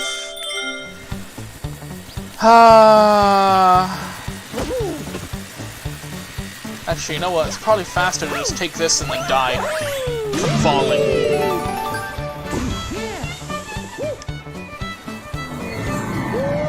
There we go.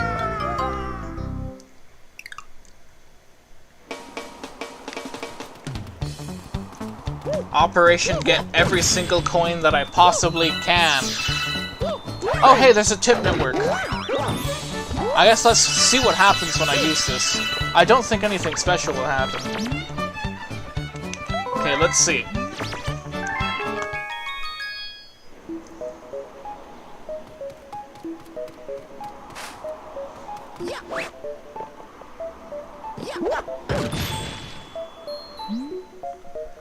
Can use a ground pound to stomp enemies. Seems fine to me. Yeah, tip networks and cosmic guides, they work perfectly fine in lag. It's just because of how they were programmed. They're pretty much just lag immune.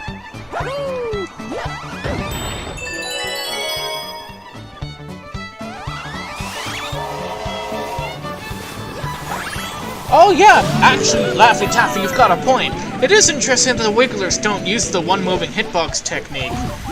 Although, it kind of makes sense for the binders because, well, if the Wiggler wanted to go down a ramp, if you didn't have a binder for each segment, then, well, you'd be out of luck. You'd just fall through the floor. Which actually might be why it just has always a hit sensor. So maybe it's not that interesting. Maybe we're just not thinking hard enough. Mario, please. Where's the pipe? There's the pipe. Oh yeah, I gotta kill this thing too. Presumably. I don't actually know. Come on. There we go. Now down in the pipe. Tip networks have an appearance animation. It is only used in Spin Dig if you wait long enough. Yes, I know that. That one I know.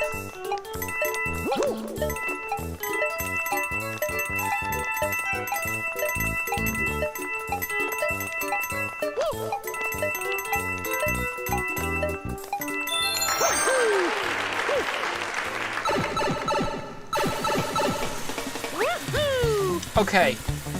Do I have enough coins this time? Yes, I do. By only 2. Goodness gracious. You really need every coin you can get for this guy.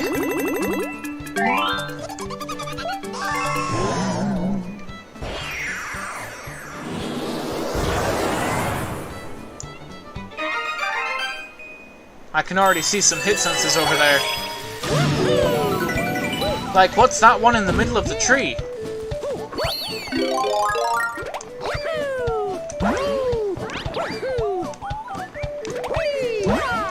Like, is the one in the middle of the tree Bugaboom? Maybe it is. Hello there. Yeah, that one in the middle was Bugaboom! And yes, we've got the lovely pink thing right here. Oh yeah, the black hole radius, the line is massive. Yeah, you got a point. I'm not sure why I'm not dead right now. That worked? I'm surprised that hit.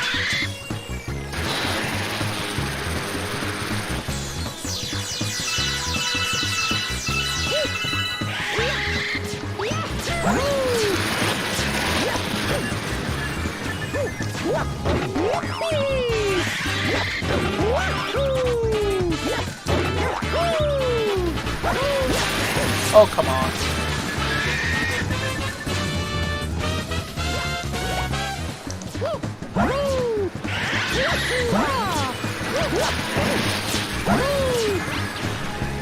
Come back.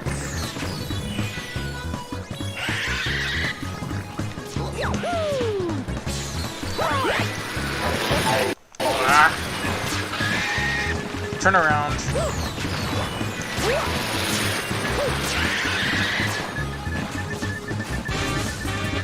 Is he going around? Yeah, looks like it. There we go.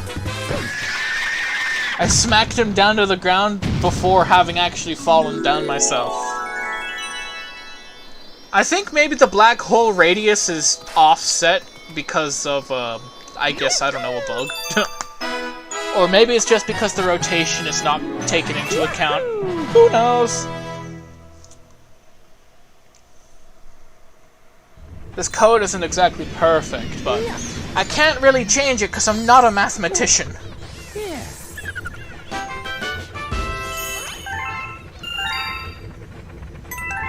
Yeah, if you are in the middle of your ground pound begin animation and you hit Bugaboom, it still counts as you hitting him normally. So he'll go down before you start to go down. You can't really notice it with the normal ground pound though. Only with the spin pound, because you hang in the air, but your ground pound hitbox is actually just active the entire time, so yeah.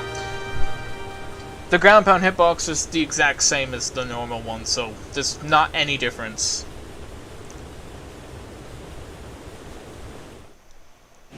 $19! I saw it flash 19 there.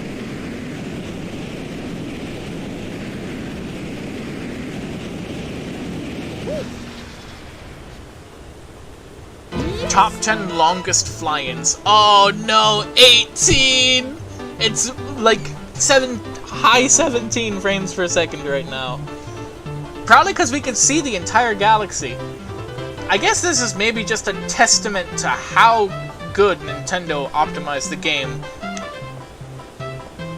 Oh, this is pain. Slow motion Mario Galaxy. Also, this bridge, pretty sure this uses a KCL for its collision. Well, each one of the planks has, I guess they're not planks, but each one of the logs, that's what they are. Each one of the logs has its own collision with the KCL. Custom beat block levels. Yeah, because beat blocks don't ever clip. To my knowledge, anyway.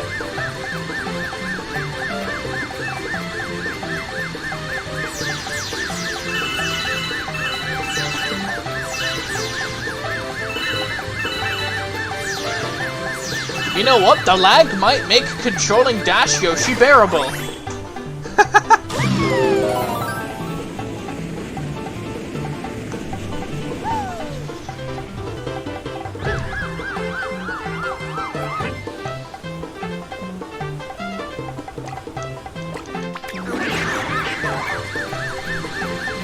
Like, let's see how easily I can do this.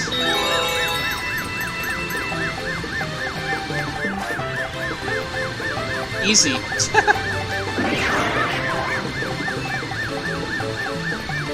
You don't get why they don't. Why don't they just sync it up to a timer that's always loaded? Well, you've got a point, but it's actually just synced up to the music, and I think that's probably why.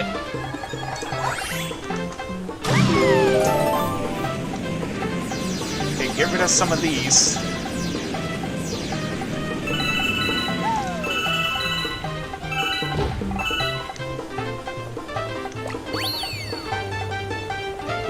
Okay, now these falling platforms also just use KCL.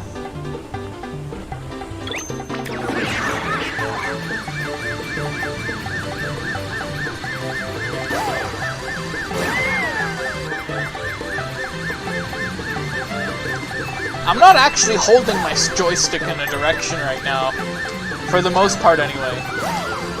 I mean, I'm holding it now, but when I was running straight there, I wasn't at all. Because I can just precisely line myself up with where I want to go, because the game is running so slow.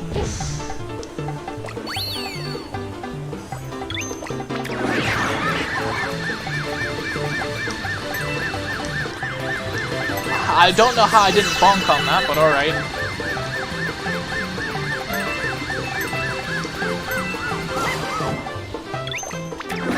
Oh yeah, this is a guy that exists. Hello, good friend. How much do you cost? 30? I ain't got that kind of change.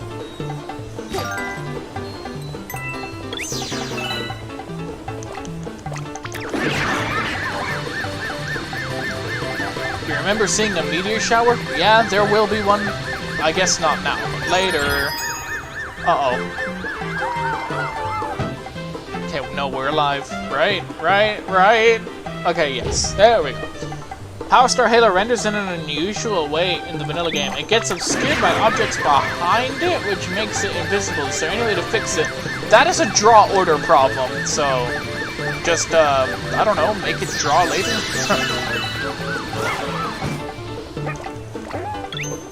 Also, fun fact, there's a cosmic guide in this part of this level, and it has to do a trick to skip this part with the grapple flowers, because the cosmic guide doesn't have a pointer to use. So, it can't actually use these at all. Just thought I'd mention that, because it's pretty funny.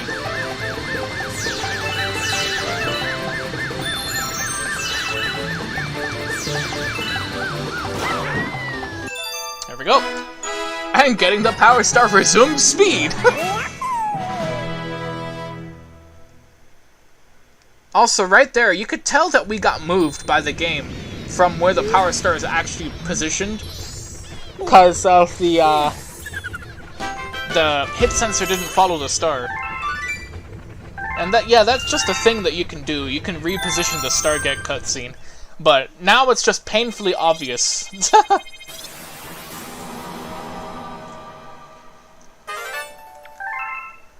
Okay, Wild Glide with a crap ton of lag is gonna be interesting. Oh yeah, the chim.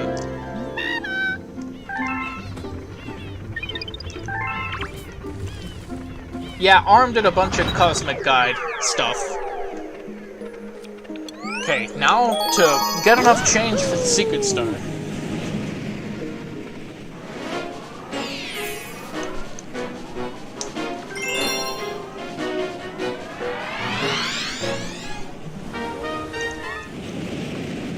Thankfully, I can skip, I can kind of skip this because we've already seen all the hit sensors here. Oh, it is so night and day.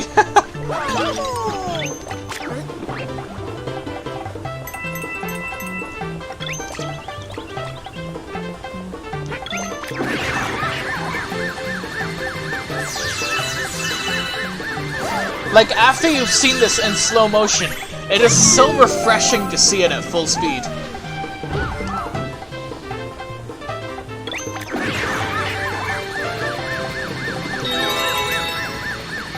Is that enough? No, but it doesn't matter anyway. I get a second chance.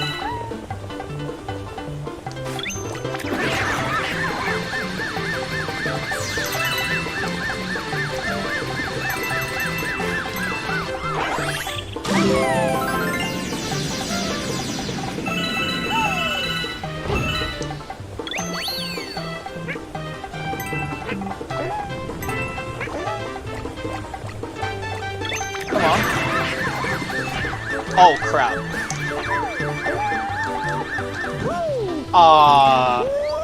It just had to spawn right on top of me. Well, at least I got the checkpoint.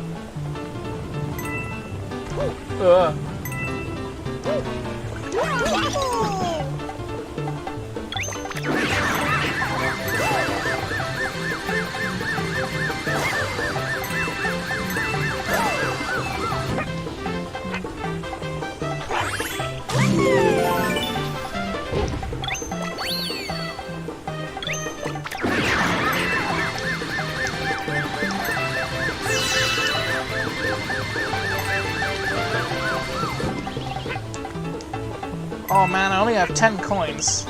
Oh, because I died. Dang it! Ah, that was dumb. I wish I remembered that sooner. Goodness gracious.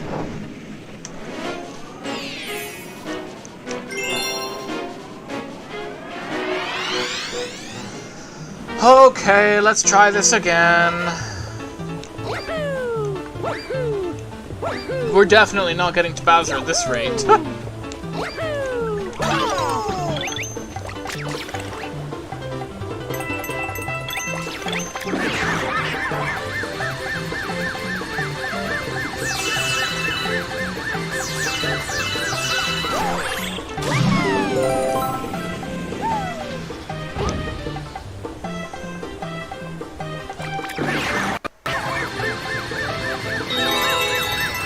Okay, that was most of them. Oh, are you kidding me?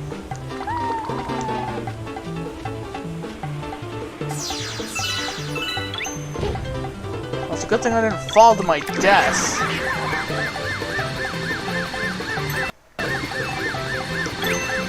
And hey, that even let me get all the coins.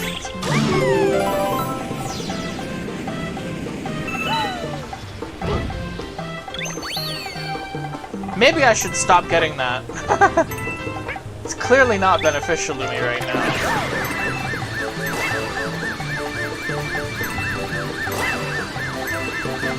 Okay, now we have enough, for sure.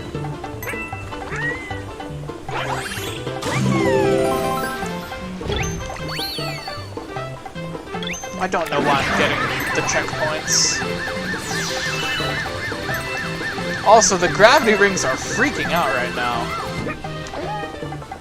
When I'm on the wall with Yoshi. Hello. I have an extra 10. Not that you'll accept them, but still.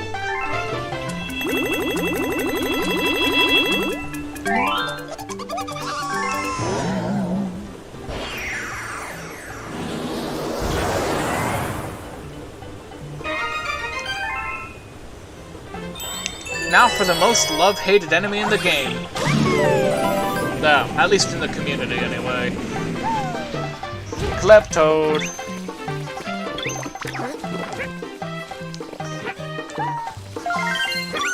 This is your favorite skybox, huh? I'm not really sure if many people actually use this, now that I think about it. I don't think I can name a single custom level that does.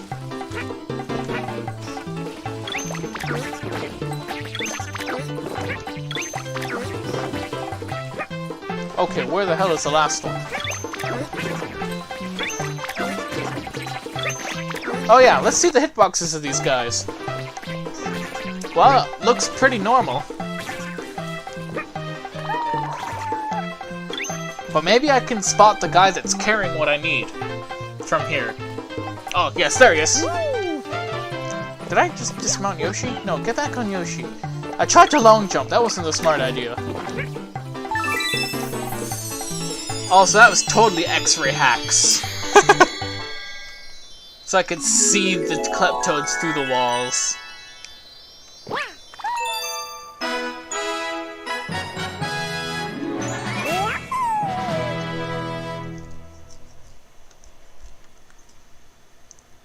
Kleptoads can carry star chips and they can be defeated with a fire flower. Okay, I knew they could carry star chips. I never actually tried to kill them with a fire flower before, though. I would have assumed that you could, though, just because of how hitboxes work in this game. But... oh, hello.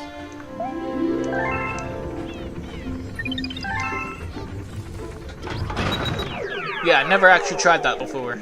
Is that it for Hightail Falls? Yes. Alright, now, we've been hyping this one up for a while. Granted, Hightail Falls also did a spectacular job of bringing the game down to its knees.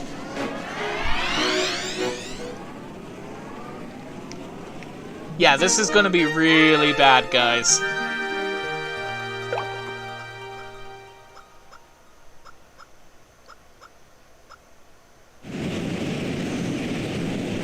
Really bad.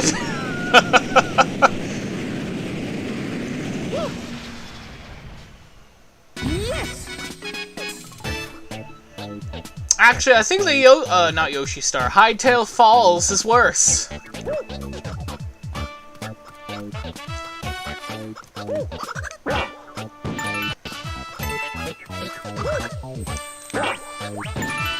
The pink crystal does not use a hit sensor, no, it uses a KCL.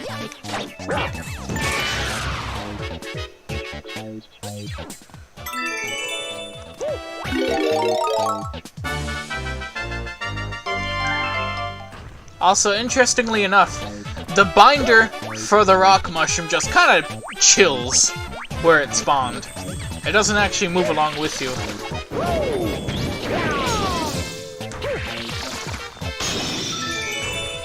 And I guess this the sensors above me are the rock, I assume. So, yeah, very interesting.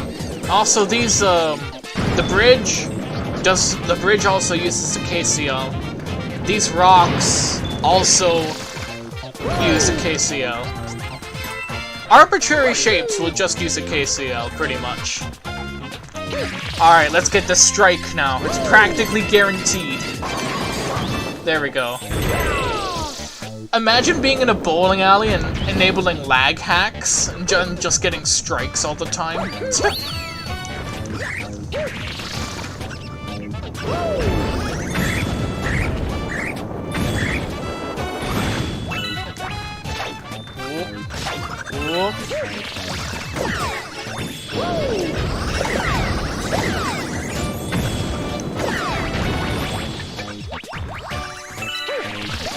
it's only getting worse because of all the star bits.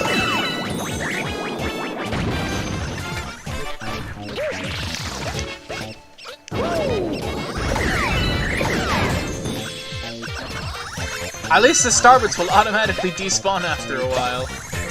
They've got that going for them.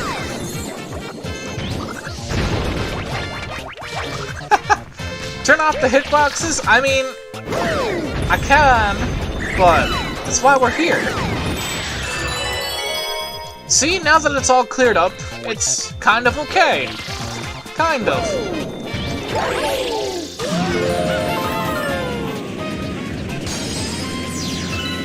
Kind of.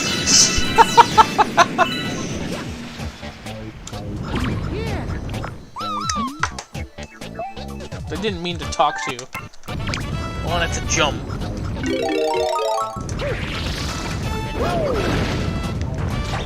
Whoa. Ow. Okay, come here, you.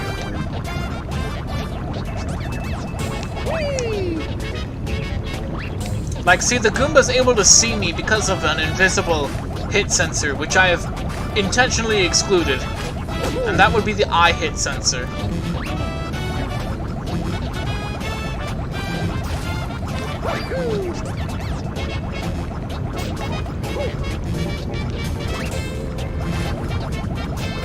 Where are you going? Where are you going?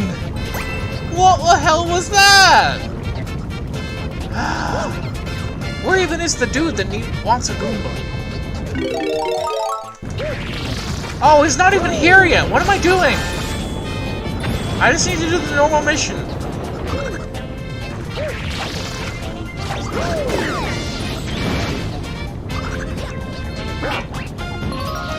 Hey, wait a second. Did I just... Okay, there's a hitbox above me right now. Ow. I need a coin. The shiny spot on the ground. Okay, get this. Waltz on up to the other rock mushroom. There it is. Wait. Okay, get in line. And I missed. I guess it's easier to do the other way around after all.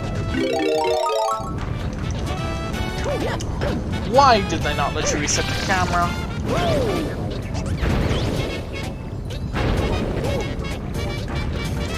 Okay, I'll make this very easy. Bruh! Okay. When you pick up another rock mushroom, it resets the position of the hit sensors.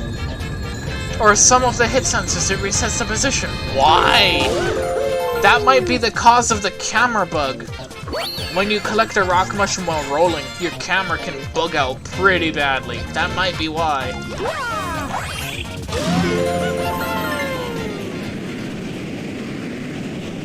Alright, Rolladillo. Look, his hitboxes are right here, even though he isn't. Except for the hitbox that you actually need to hit him with for whatever reason. Is there a rock mushroom here? There is. Alright, come here, you. You're not immune to my whooping.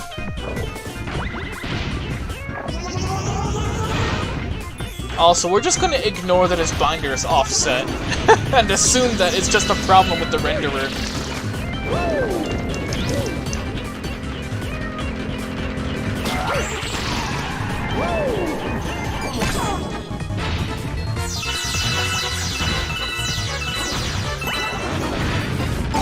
Ow.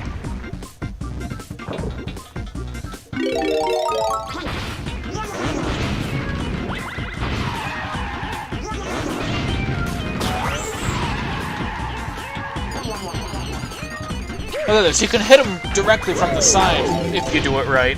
I was way too slow. Give me money. Thank you. Maybe it's a failsafe in case the cutscene doesn't play properly, so you can hit the boss before he attacks. I mean, maybe. I wouldn't count on that, though.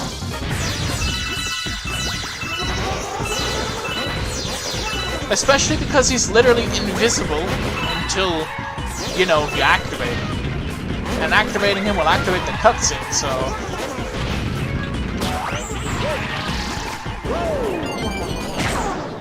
And he's dead. It was such an emotional moment when Rolladillo came on screen and said, "It's rolling time."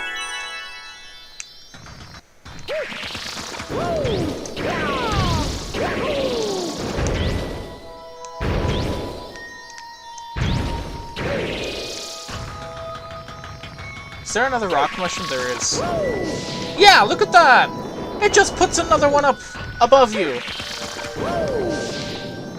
And it looks like you can even keep collecting them? That's weird. I'm just gonna get the star before I break something. Probably a good time to mention you've never played SMG2. Oh, well. I see.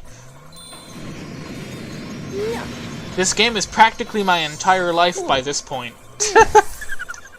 I live and breathe the Galaxy 2. Such is the Galaxy modder's way.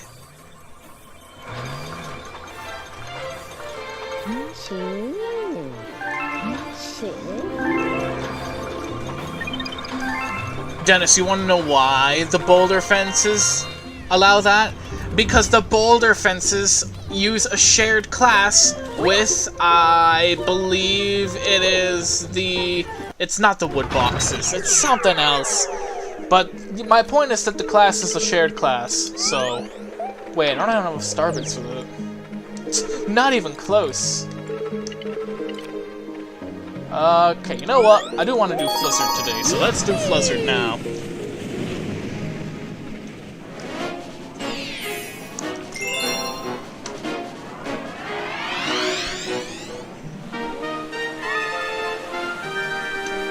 Hey, look at that. The balloons have a hit sensor. That makes sense.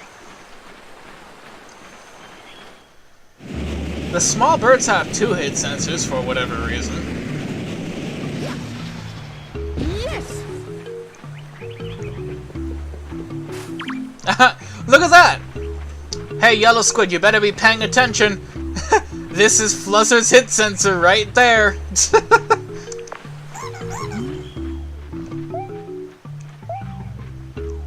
Okay, let's glide. Yeah, see, look at that! Mario's binder is no longer here. It is exactly as I once told Yellow Squid. How did I do this again? Flat. It was doing a freaking out thing there. Starting position, turn left. And then up to slow down. Wait, next is nosedive, then up to slow down. Da da da da da da da. Alright, let's do this. Oh, the countdown.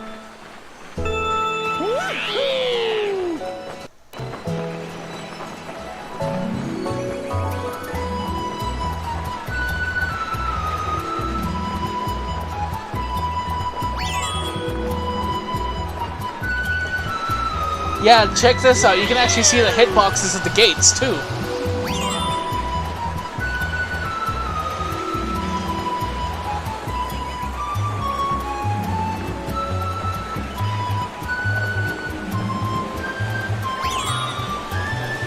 But yeah, if you are right now are looking down at the timer, yeah, you can tell that it's going slower as well.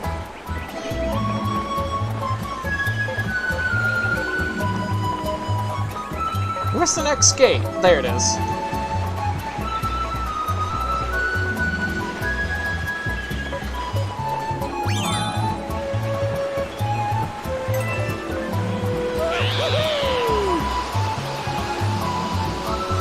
It's interesting, when Fluzzard pulls in his wings, the hit sensors don't move! I can imagine that would be very detrimental.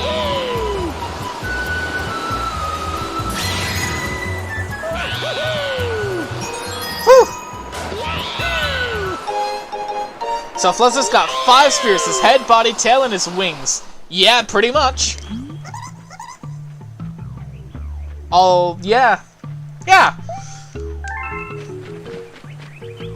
And of course, Mario doesn't actually have a hitbox of his own in this point. Or one flying. Yeah. Pretty much exactly as I said. Because the blue hit sensor goes through, like, his upper body, but not really through his legs. I know that's kind of hard to tell because we're in the 3D space and we're getting 2D spheres, but... oh well. I kind of wonder what the drawing functions actually did in vanilla. I didn't check.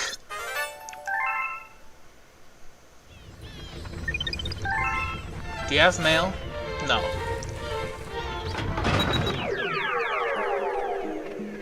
Alright, well that's Wild Glide.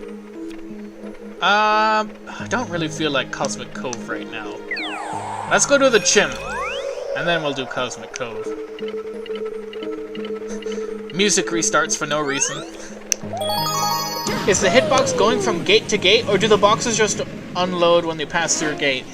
No, they're always active, and they're always there, regardless if you can see them or not. But, as far as... oh no, I didn't realize this would be this bad. But, yeah, I'm pretty sure that if you miss one, it lets you still get the others. It just, you need all 5, regardless of what happens.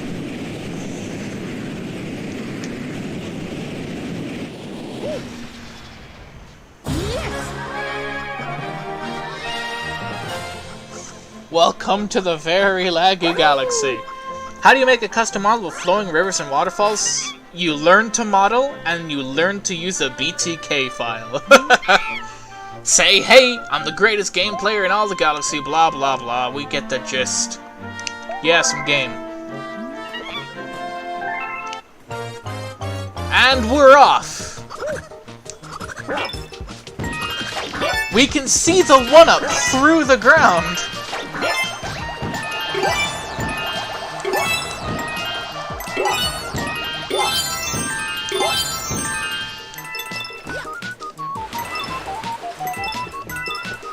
Aw. Well, we gotta get the 1-up, of course. There we go. Also, we could see Mario's binder getting shrunken down to avoid the collision a lot better right there.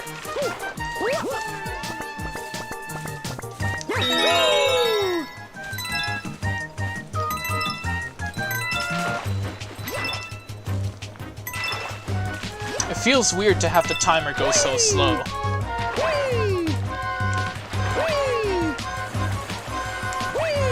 Oh yeah, I can get the live stream too, can't I? For extra big scoring.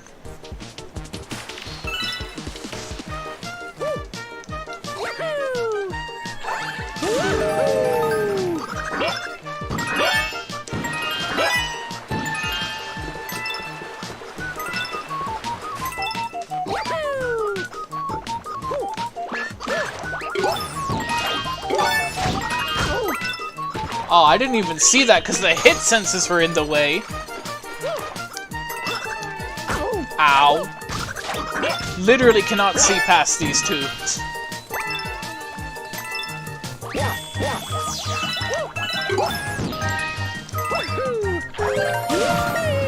Up we go.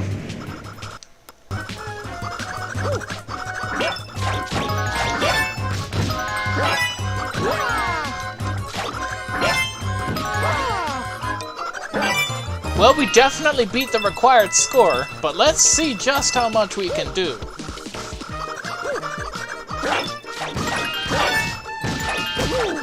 Oh, are you kidding me?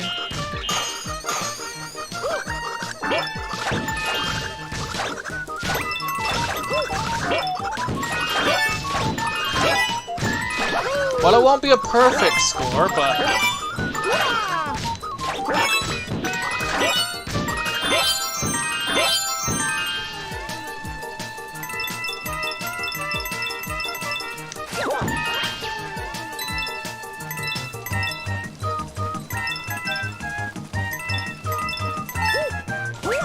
Come on, I want the 1-up in the tree. Yeah! I don't actually know if there's anything else for you to do here. Oh, wait! Yeah! Any way to make other things count possible, or change the values of objects for chimp challenges? Well, I'm pretty sure in the code there's only, like, options for 100-point chain, 1,000 points fixed, like, the one-up mushrooms and whatever. Yeah, I really did clean out the place. Mostly.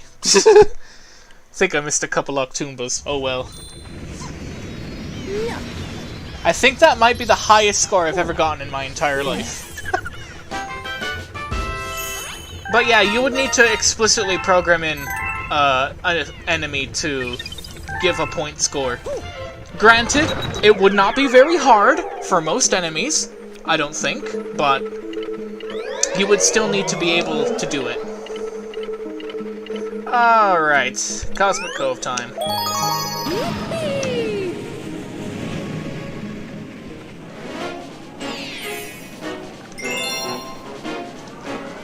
Kinda too bad that your hub world, well, not hub world, your Starship Mario coin count doesn't really do a whole lot in terms of unlocking things.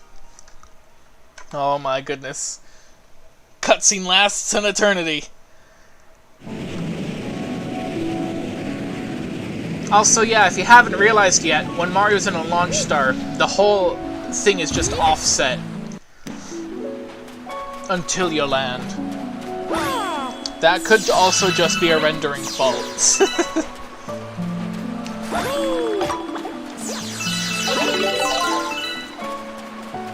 Also, when I was initially setting this up, like porting it from Galaxy 1, I was going to use Ciati originally, but I'm not a good mathematician, so I ultimately just ended up going with normal assembly. However, I did end up documenting the entire header of T-Drop, so I should probably submit that to the Ciati repo after I'm done here. Like, after stream. Pretty much nobody will use it, I don't think, because, well, using T-Draw is not the easiest thing in the world, but I mean, I did it, so there's no point in keeping it. I'm not even going to use it, for crying out loud.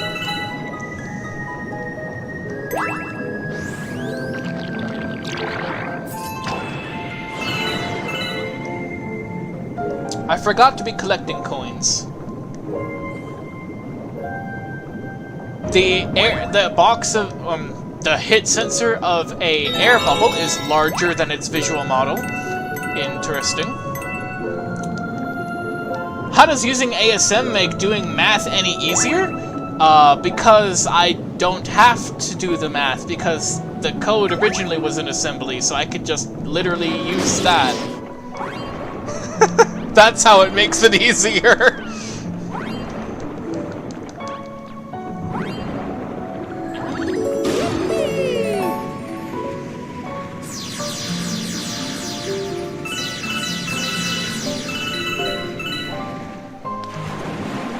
But, like, yeah, for those of you who kind of don't know, I'm, like, acting president for Ciati right now, because Shibboleth is busy with Mario Wonder. Well, that's not an actual title that I hold or anything, I just made that up right now, but for now I'm the maintainer, because I'm actually working on it, kind of. Yippee! It's frozen solid! Although I did already, like, commit the stuff that I had mentioned last time that I needed to commit and then just didn't. So, will this go anywhere? Probably not, because I'm still busy working on Galaxy Level Engine, but I mean, hey, if I did something, then may as well submit it, right?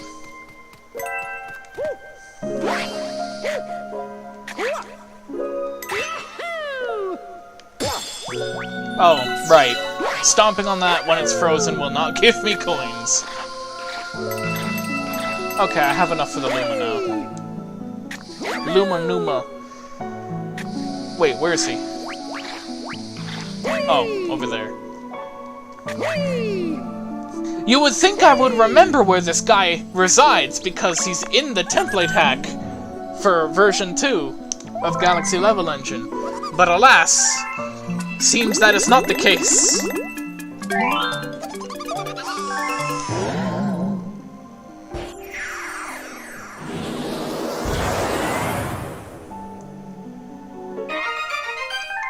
Of course, we're doing the speedrun route and just unlocking it now and not taking it now, but... because we've already got the water frozen, no need to freeze it again.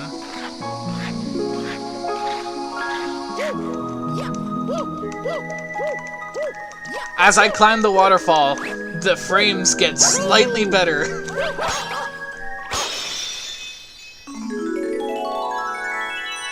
And now it's almost just perfect right there. Granted, between 60 and 55 is considered perfectly acceptable. Well, I have a whole chart about that on the, I almost said the wiki, it's not on the wiki. I have a whole chart about that in the repository for the layout, the FPS layout. Because, yeah, the version 1 is still there. It's existed for a long time. Not sure if it gets much use in the community, because I don't really, like, check in, and I haven't seen many people use it, but it's there, it's useful.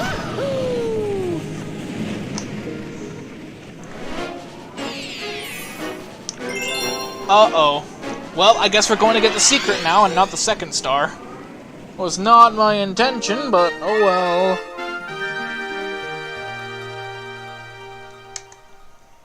I can skip this, what am I doing? You've used it? Yeah, well, you literally stalk my GitHub, so I'm not surprised.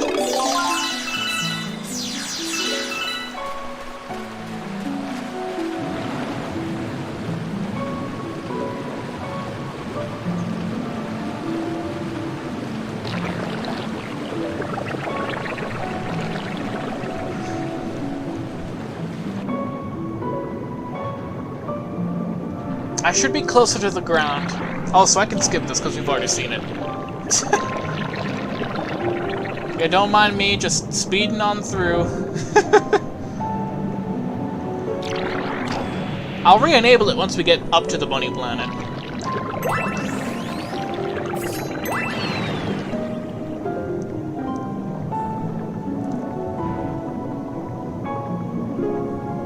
It's really not that harmful to keep the gravity rings on. So...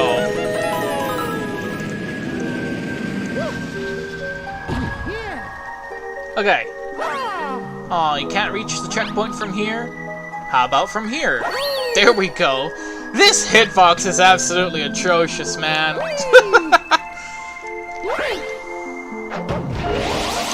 Also, the ground pound switch uses the KCL for its collision. That's why we don't see a hit sensor. Alright, come here, you.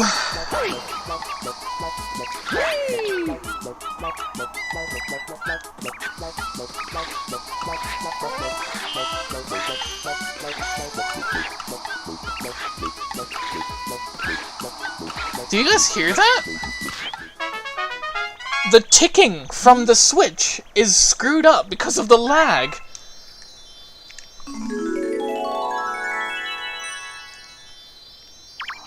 Like, listen. That's not how it normally sounds.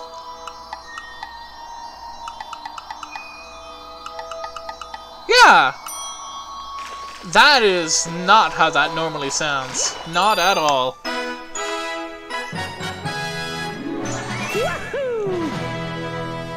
The poor Skeeter. It's already too late, my friend.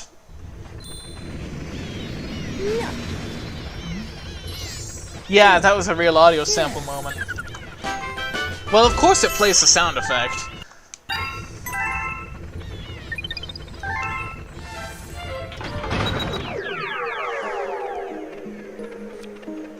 Well, like 1 second long. Yeah, pretty much.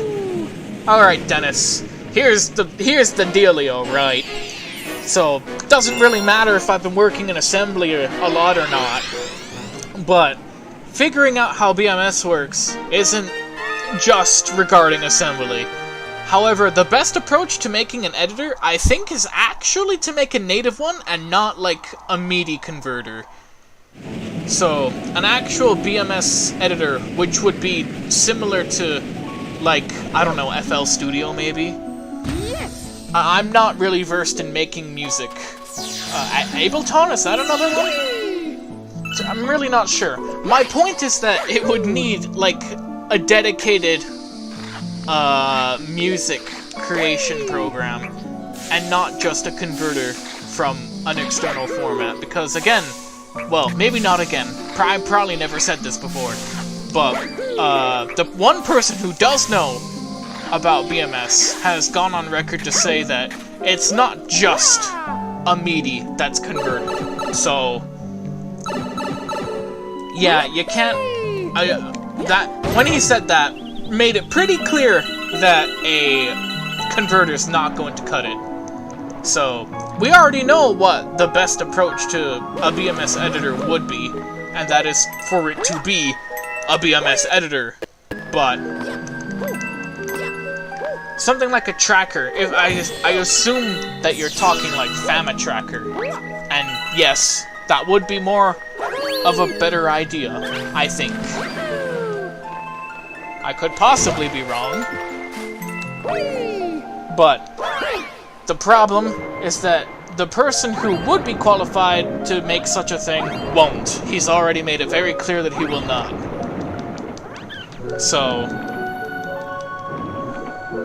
oh, the swimming timing is all messed up because of the lag. Like, at this point, I may as well just hold the A button to do the leg kicking.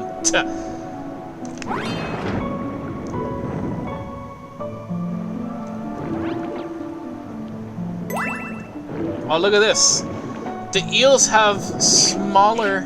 Oh. Hang on a second. He's got one specifically for his jaw. Wait, I mean, it makes sense when you think about it, but I definitely would not have expected it. So wait, wouldn't this mean that I could get hit right here? Apparently not. Weird.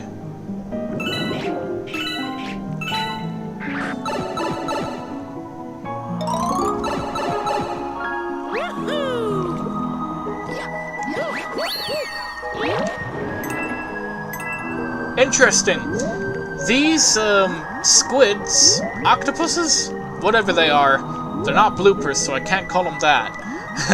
But their binder is disabled. They have one, it's just off. It's weird.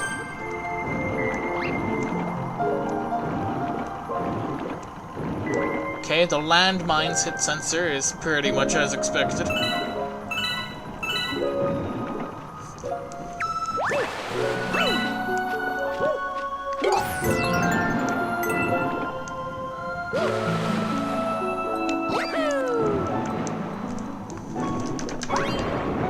I'm actually having trouble spinning, and I think it's because of the lag.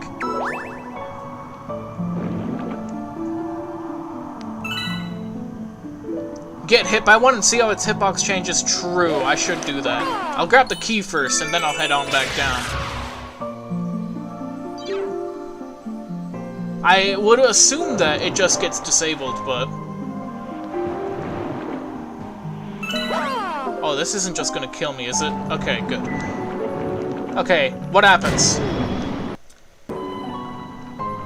Yeah, I think it does just get disabled. I don't think it's like, shrunken down or anything. Yeah. Was worth checking, though. Non-game related question. Are you worried about the new Nintendo streaming guidelines? No, I am not worried at all. In fact, I think they're a very good thing.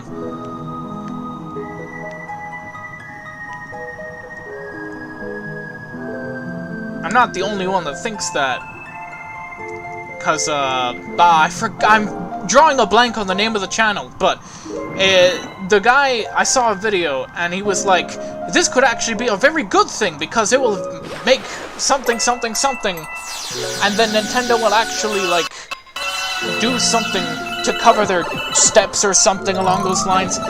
Like, I'm optimistic about it, so I'm not worried at all, no. I also don't play in Smash tournaments, so... And this is a almost 10-year-old game by this point. Or, I guess it would be older than 10, because SMG is older than 10, but whatever. Yeah, exactly. Just because there's guidelines doesn't mean they have to be enforced. Like, Nintendo is maybe just using them because... Or not using them. They're maybe making them just in case something happens. So that they have the ability to take legal action if they need to. You were talking about the one that says you can't use emulators and mods? Yeah, well, that can't stop all of us.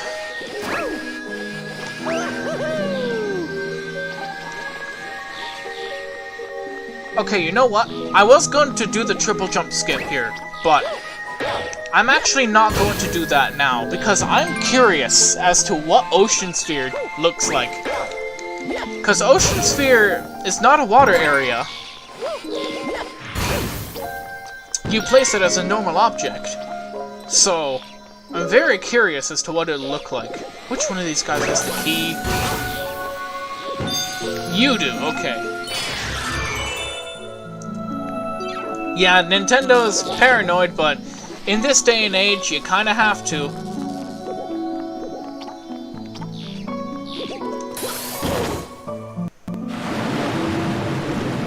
Okay, there is no, like, massive hit sensor or anything, unfortunately.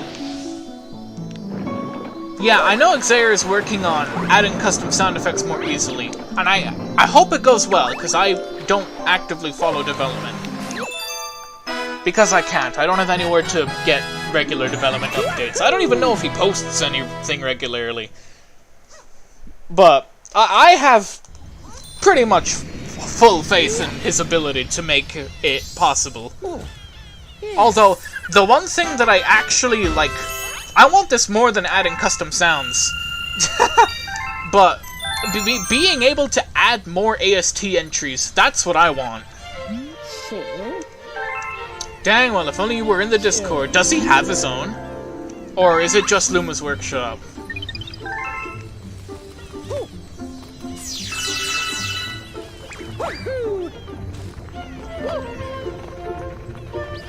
Just Luma's Workshop, okay.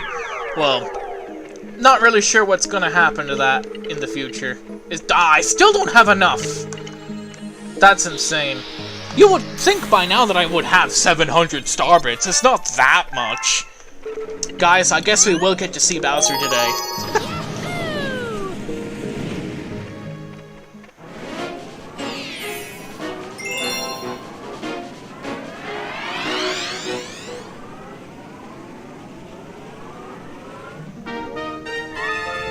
Well, we're already down to 24 FPS.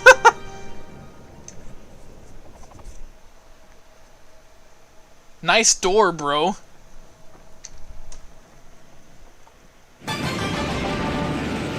It only gets worse from here.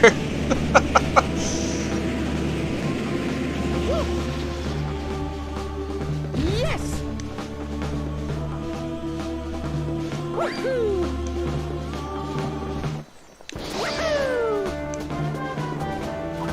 Oh yeah, is this the first pull star? I think so.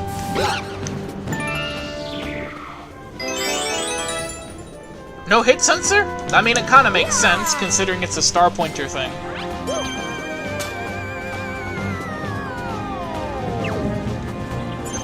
Oh yeah, you can use the B button to pull as well. For whatever reason. I'm not sure why you can, but... you can! Also, we can see all of the Puttaboos.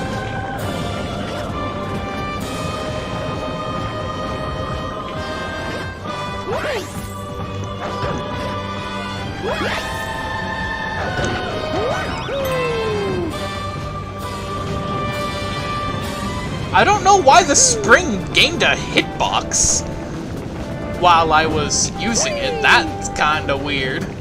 Just a little bit sus.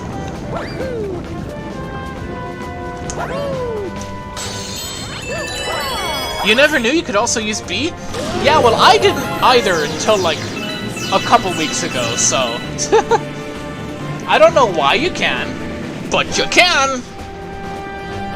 It could be a leftover from Galaxy 1, because, like, very, very, very early Galaxy 1.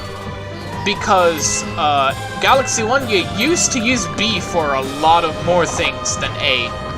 I mean, you would still jump with A, of course, but you would use B for a lot of other things, like pull stars.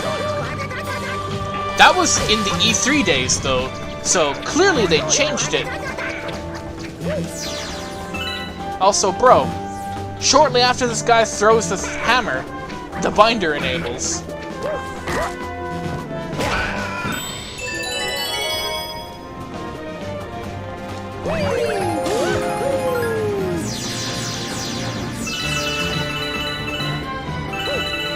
Okay, more lag incoming.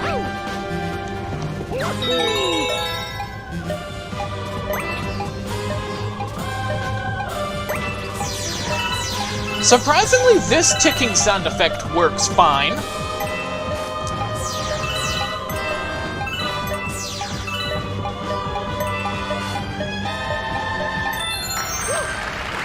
Yeah, there was nothing wrong with the ticking sound effect there.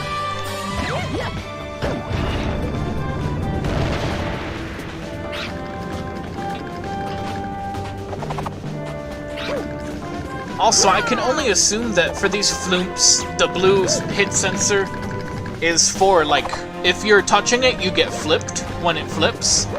That's the only thing I can assume that that's for. Interesting! When the thwomp is turning around, it turns off its binder. And I guess when it's getting ready to attack. Hey, the binder doesn't actually move when it attacks. Interesting. And then, of course, it gets deleted when he dies.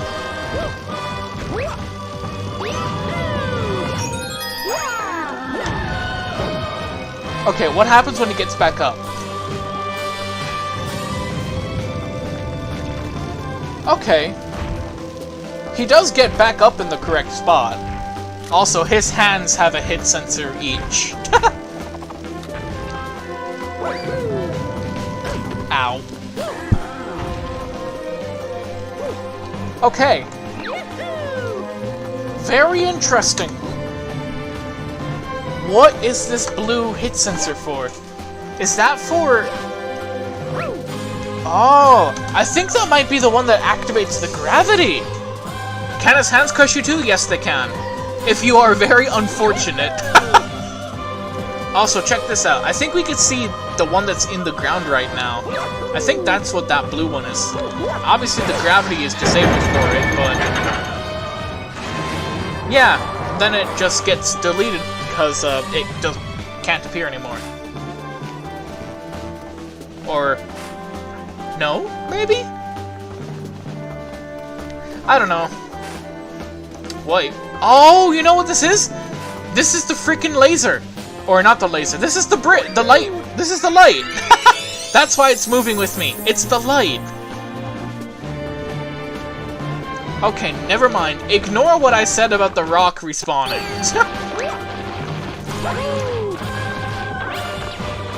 Not enough modders use this effect. Or this enemy, rather, in, like, custom levels. The moving hitbox must be a setting because 3-pronged firebar had a hitbox and it didn't snap to the nearest one. Wait a second, you're right!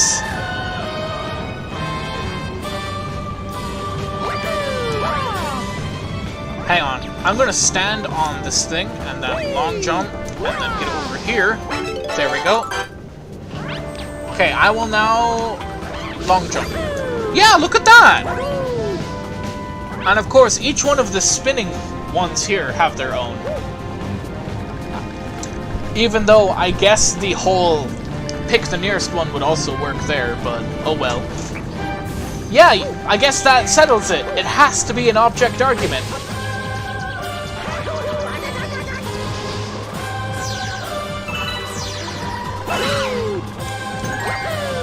I mean, if someone looked at the object database, we'd know for sure, but... The statues use KCL. The Bowser rock block in the door probably also uses KCL, yeah. I don't know what these lasers use, though, because it's sure as hell not KCL, because you can walk right through these things. Also, the Bowser statues have a ball inside them, which I'm assuming is, like, the ball that you would normally find attached to the lasers. So, it really just did stick a laser inside of the... You know what I mean. They just stick a laser inside of the statue.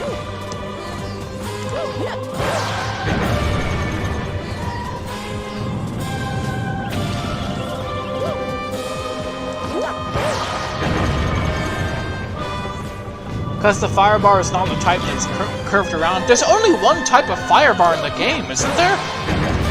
I don't recall seeing a second variation. And we're going into the blue sphere. Alright guys, let's see what Bowser looks like. So far, he's a massive sphere. Hey there, buddy. How's it going? Achievement unlocked, into Bowser's lair. Yes, I showed up. Surprisingly.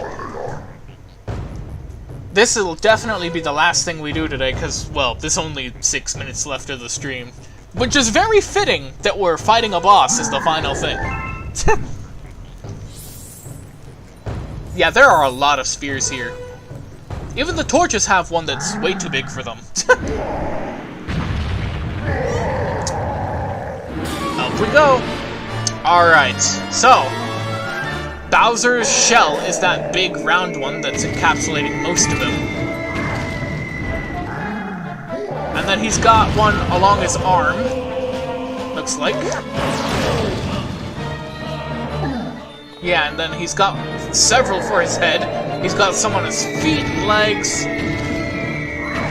His hair doesn't have any, which makes sense, I guess.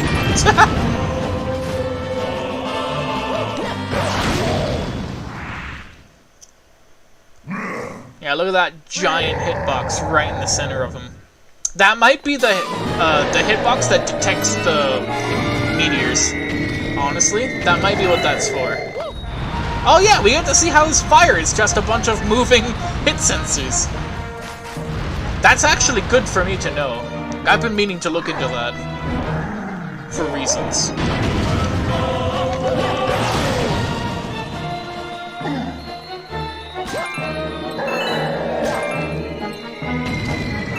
I should probably be cleaning up the starters. I mean, the fire effect is more complicated than the fire execution. Like, it's actually quite simple mechanically.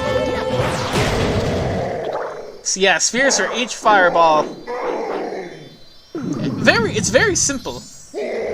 Also, his hitboxes do not change size when he does.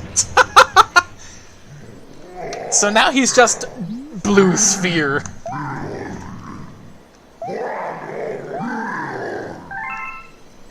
You won't like Bowser when he's angry. Nah, he's just not himself when he's hungry.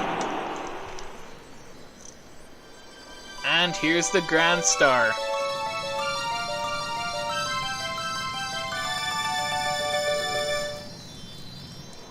Oh, and the big blue sphere is just gone now.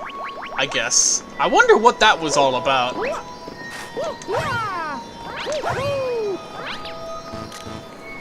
I assume that if I touch... Yeah, okay. If I touch the thing... If I touch the blue thing, I just get burned. Well, here we go!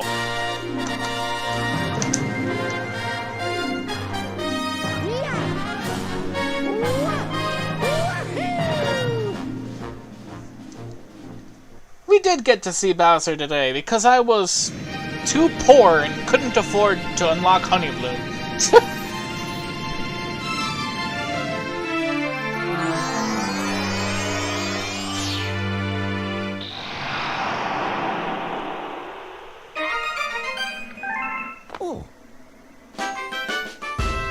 Now, it would be ideal to keep up the pace of 2 worlds per stream.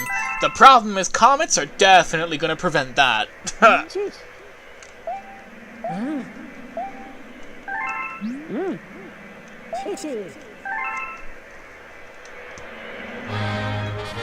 Well, I would like to thank everybody for watching. And that we will see you back next week for more, hopefully.